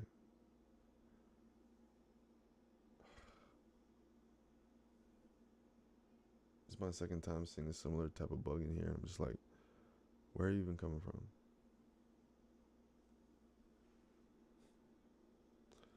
It's disconcerting, but I'll continue.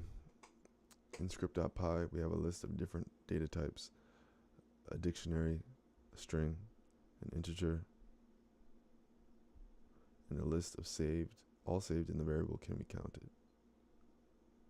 So can we count it equals this list, or this dictionary s false, sassafras a string, 18 a list ACSDS for every element in can we count it. So for element can we count it, check if the element has the attribute .count using the has attribute function. If element, so has attribute element has a count. If so, print the following line of code. Print string type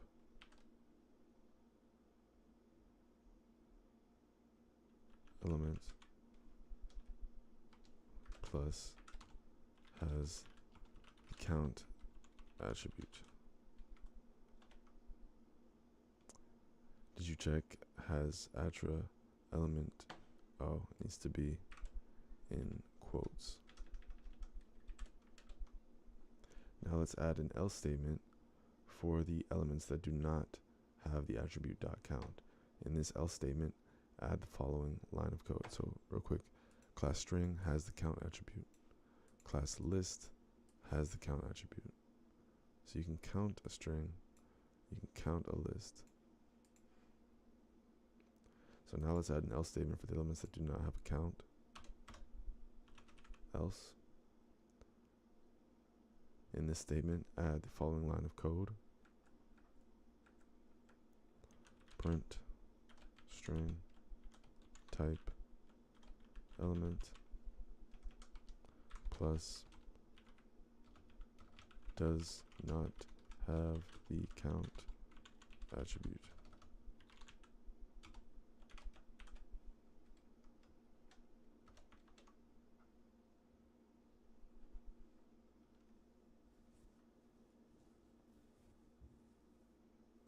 What's the issue?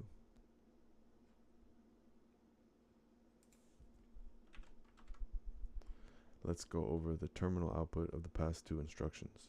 You should see the following output in the terminal right now. Class dict does not have the count attribute. Class string has the count attribute. Class int does not have the count attribute. Class list has the count attribute. This is because dictionaries and integers both do not have a count attribute, while strings and lists do. In this exercise, we have iterated through can we count it and used has attra to determine which elements have a count attribute. We never actually used the count method, but you can read more about it here if you're curious about what it is. Click run to move on to the next exercise. Self. Since we can already use dictionaries to store key value pairs, using objects for that purpose is not really useful. So again, since we can already use dictionaries to store key value pairs, using objects for that purpose is not really useful. Instance variables are more powerful when you can guarantee a rigidity to the data the object is holding. This convenience is more apparent when the constructor creates the instance variables using the arguments passed into it. If we were creating a search engine and wanted to create a class to hold each search entry, we could do so like this. Class search engine entry def init self URL self.url equals URL Codecademy equals search engine entry www.codecademy.com Wikipedia equals search engine entry www.wikipedia.org print codecademy.url prints www. So we define this class called search engine entry with a constructor init that takes the self and a URL, and we set this URL as self.url. So as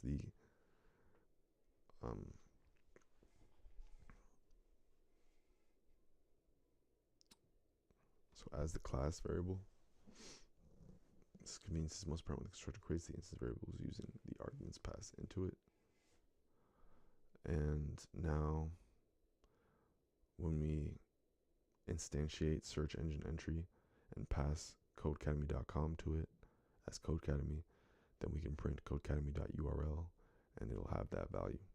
In the preceding code sample, we defined a search engine entry class, which contains a constructor with two parameters, self and URL. Inside the constructor body, we create an instance variable named self.url and assign it the value of the URL parameter that is passed into the constructor. We then create the Codecademy instance of search engine entry by passing the URL as an argument to the constructor.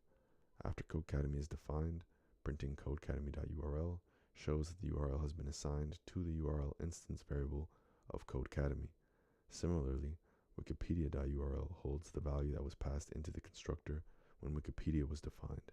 Since the self keyword refers to the object and not the class being called, we can define a .secure method on the search engine entry class that returns the secure link to an entry.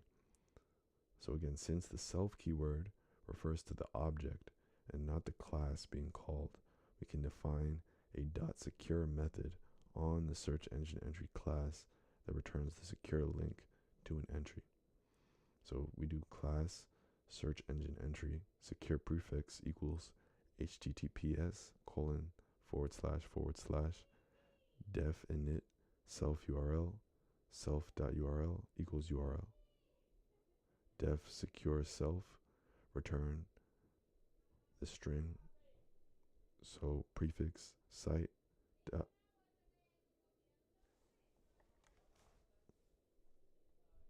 Sorry, I don't know what that is. Def secure self return prefix site dot format prefix equals self dot secure prefix site equals self dot URL. So if we do search engine entry and pass www.codecademy as Codecademy, and then we call print codecademy.secure, what it will do is it will take this www.codecademy.com, pass it to the secure method, and return this formatted string where prefix is set to self.securePrefix, which we have defined up here as a class variable https:// and site is site equals self.url, which was passed to it, and we get back this secure link. Above, we define our .secure method to take just the one required argument, self. We access both the class variable self.securePrefix and the instance variable self.url to return a secure URL. This is the strength of writing object-oriented programs. We can write our classes to structure the data that we need and write methods that will interact with that data in a meaningful way. In script.py, you'll find our familiar friend, the circle class. Even though we usually know the diameter beforehand, what we need for most calculations is the radius. In circle's constructor, set the instance variable self.radius to equal half of the diameter that gets passed in. So we have class circle pi equals 3.14 def init self diameter print creating a circle with diameter d dot format d diameter. Add assignment for self.radius here. Self.radius equals diameter divided by 2. Define a new method, circumference. Def circumference for your object. So it has to take self. It takes only one argument, self, and returns the circumference of a circle.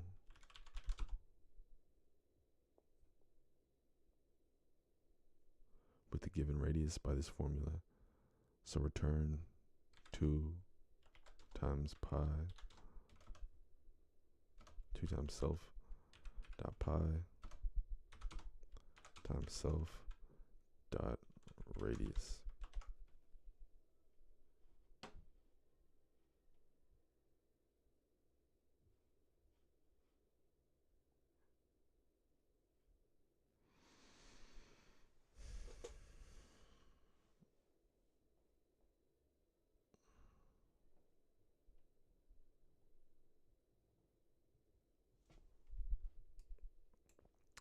Oh.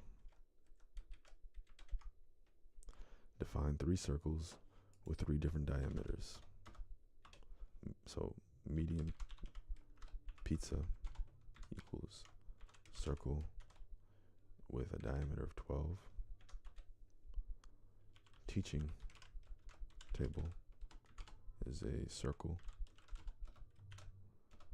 with a diameter of 36, and round room is a circle with a diameter of 11,460.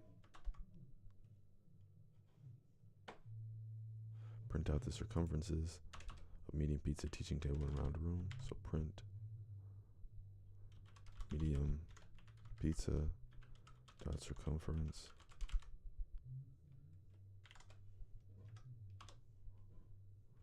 print teaching table dot circumference. Goodness. And print round room dot circumference. Nice. Everything is an object. Attributes can be added to user-defined objects after instantiation, so it's possible for an object to have some attributes that are not explicitly defined in an object's constructor. We can use the dir function to investigate an object's attributes at runtime. Dir is short for directory and offers an organized presentation of object attributes. So we have this class fakedict pass, fakedict equals fakedict, fakedict dot attribute equals cool, print dir fakedict, prints class del attra dict dir doc equal format g attribute gt hash init subclass le lt module ne new reduce x repra set attra size of stra subclass hook weakref attribute. That's certainly a lot more attributes than we defined.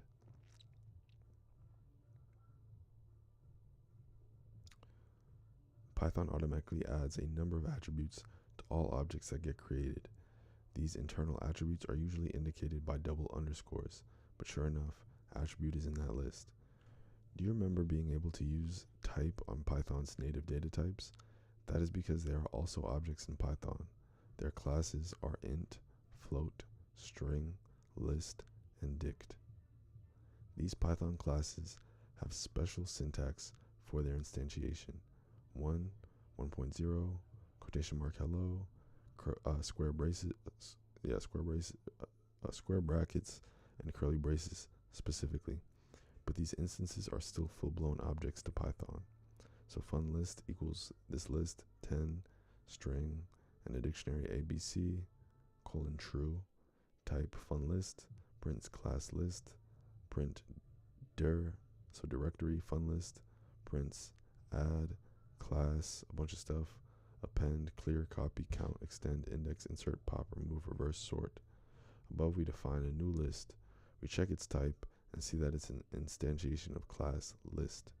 We use directory to explore its attributes, and it gives us a large number of internal Python dunder attributes, but afterward we get the usual list of methods. Call directory on the number 5, print out the results. So print dir 5, and we see all of its attributes.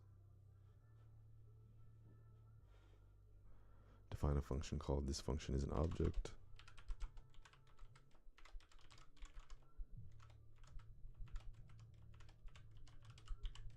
You can take any parameters, return anything you'd like. Oops. Print out the results of calling dir on this function is an object. I think I need that.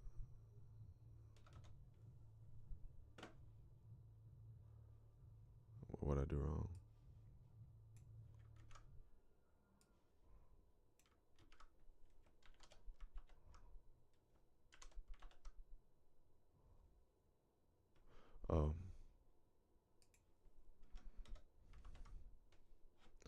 pool class to the attribute. Cool. String representation. One of the first things we learn as programmers is how to print out information that we need for debugging. Unfortunately, when we print out an object, we get a default representation that seems fairly useless. Class employee, def init, self name, self.name equals name, argus equals employee, argus filch, print argus, prints. So we instantiate an employee and pass argus filch. We pass that to a variable called argus. If we try to print argus, we get main.employee object at this hash. This default string representation gives us some information, like where the class is defined and our computer's memory address where this object is stored. But it's usually not useful information to have when we are trying to debug our code. We learned about the dunder method init. Now we will learn about another dunder method called repr. This is a method we can use to tell Python what we want the string representation of the class to be. Repr can only have one parameter, self, and must return a string. So once again, we learned about the dunder method init. Now we will learn about another dunder method called repr. This is a method we can use to tell Python what we want the string representation of the class to be. Repr can only have one parameter, self, and must return a string. In our employee class above, we have an instance variable called .name that should be unique enough to be useful when we're printing out an instance of the employee class. So if we do class employee def init self name, self.name equals name, and we do def repr self return self.name, we do argus equals employee argus filch, and we print argus, and it will print argus filch. We implemented the repr method and had to return the .name attribute of the object. When we printed the object out, it simply printed the .name of the object. Cool. Add a repr method to the circle class that returns circle with radius. So we'll do def __ repr dunder self, and it'll be return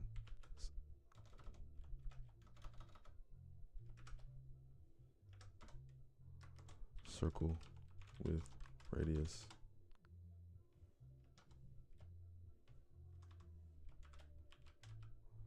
Rad format rad equals self dot radius. What did I do wrong? Colon.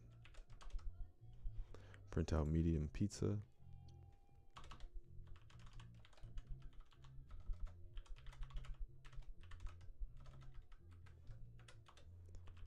Print teaching table. Print round room. Cool. Review. So far we've covered what a data type actually is in Python. We explored what the functionality of Python's built-in types, also referred to as primitives, are. We learned how to create our own data types using the class keyword. We explored the relationship between a class and an object. We create objects when we instantiate a class. We find the class when we check the type of an object. We learned the difference between class variables, the same for all objects of a class, and instance variables, unique for each object. We learned about how to define an object's functionality with methods. We created multiple objects from the same class, all with similar functionality, but with different internal data. They all had the same methods, but produced different output because they were different instances. Take a moment to congratulate yourself. Object-oriented programming is a complicated concept. Define a class named student. That will be our data model at Jan Van Eyck High School and Conservatory. Add a constructor for student. So def init self. Have the constructor taken two parameters, a name and a year. Save those two attributes as .name and .year.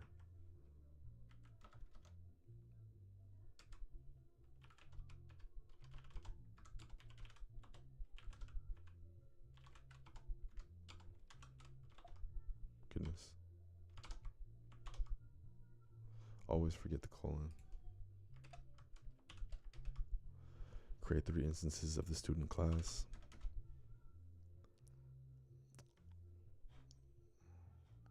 Roger equals student.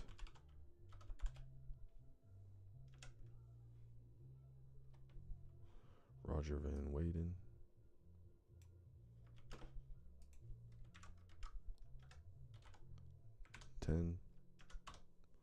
Sandro equals student. Sandro Botticelli.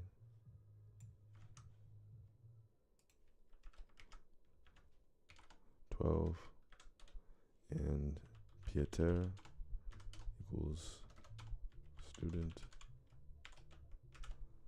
Pieter Bruegel the Elder. Some fancy names. 8. Create a grade class.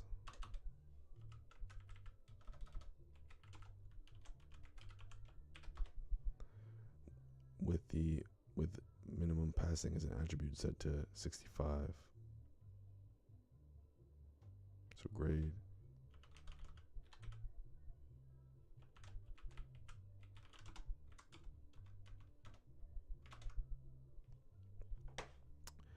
Give grade a constructor.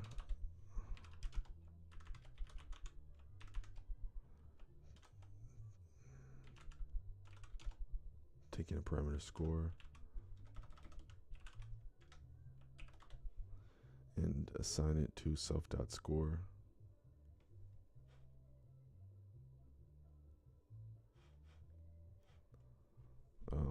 Self.score score.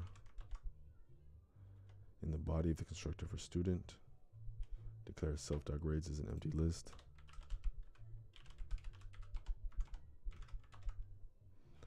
Add an add grade method to student.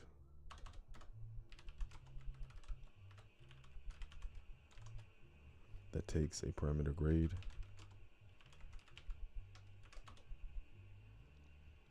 Add grade should verify that the grade is of type grade.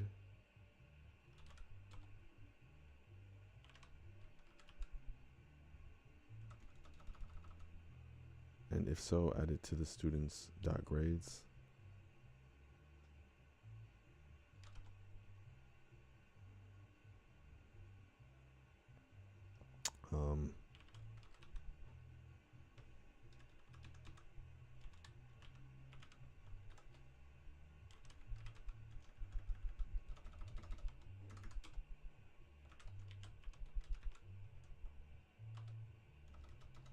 I don't know if that's right. And if so, add it to the student's grades.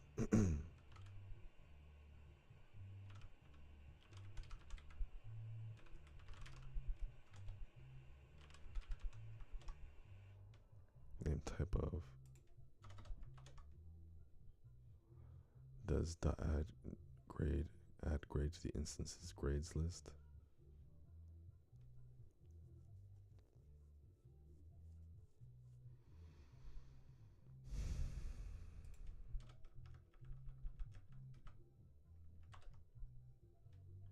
Okay, so if type grade is equal to grade, self.grade set append grade, create a new grade with a score of 100, and add it to Peter's.grades. Attribute using .grade. So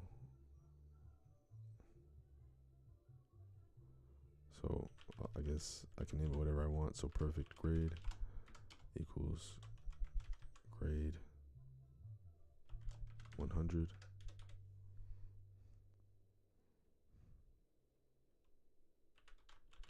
Peter dot add grade perfect grade. Great job. You've created 2 classes and defined their interactions. This is object-oriented programming. From here, you could write a grade method dot is passing.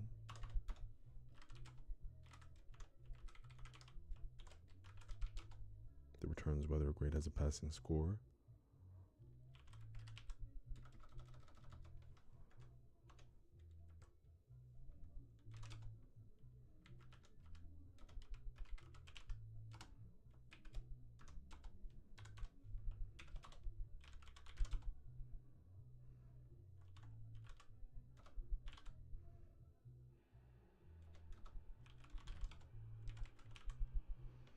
write a student method, get average.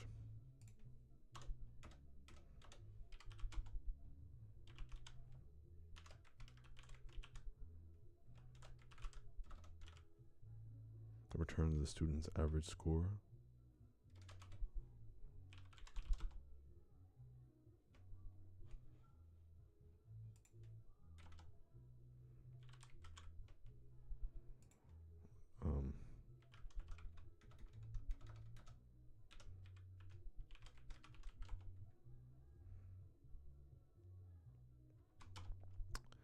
Divided by the length of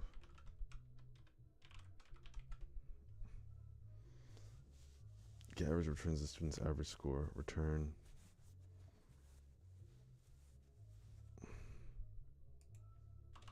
so for grade self.grades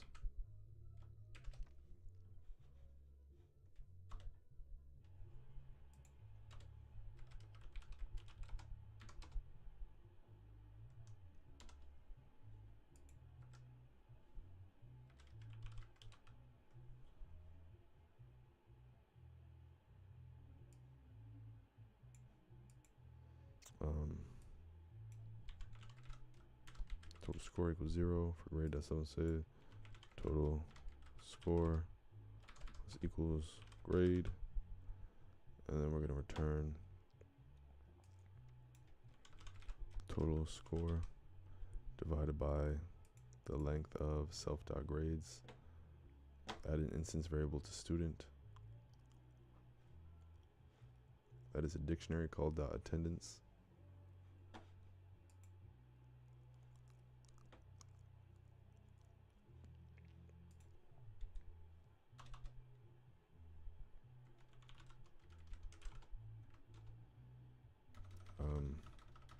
I guess Roger.attendance is a dictionary with dates as keys and booleans as values.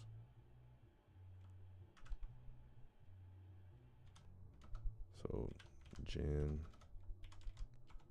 1st, we'll do Jan 1. True. I don't know why you'd be at school on the 1st. Let's go January 18th. True. Dates as keys and booleans as values to indicate whether it's true. Okay.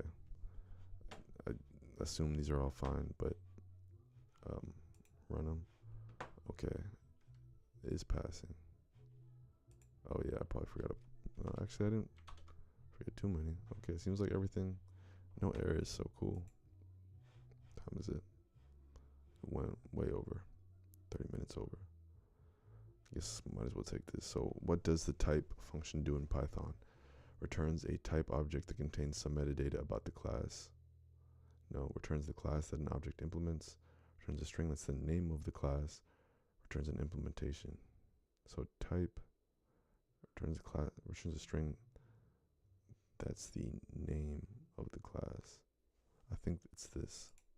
No, returns the class. Ugh, that was an obvious one. What? How would we create an instance of the following class? Class, nice class, need attribute equals neat. To create an instance, you do nice instance is nice class. What is the first argument of a method? The class itself. We usually refer to it as self. The context in which the object is created. The instance of the object itself. Usually refer to it as self. Which method defined within a class provides instructions on what to assign to a new instance when it is created in it? What would be printed from the following code?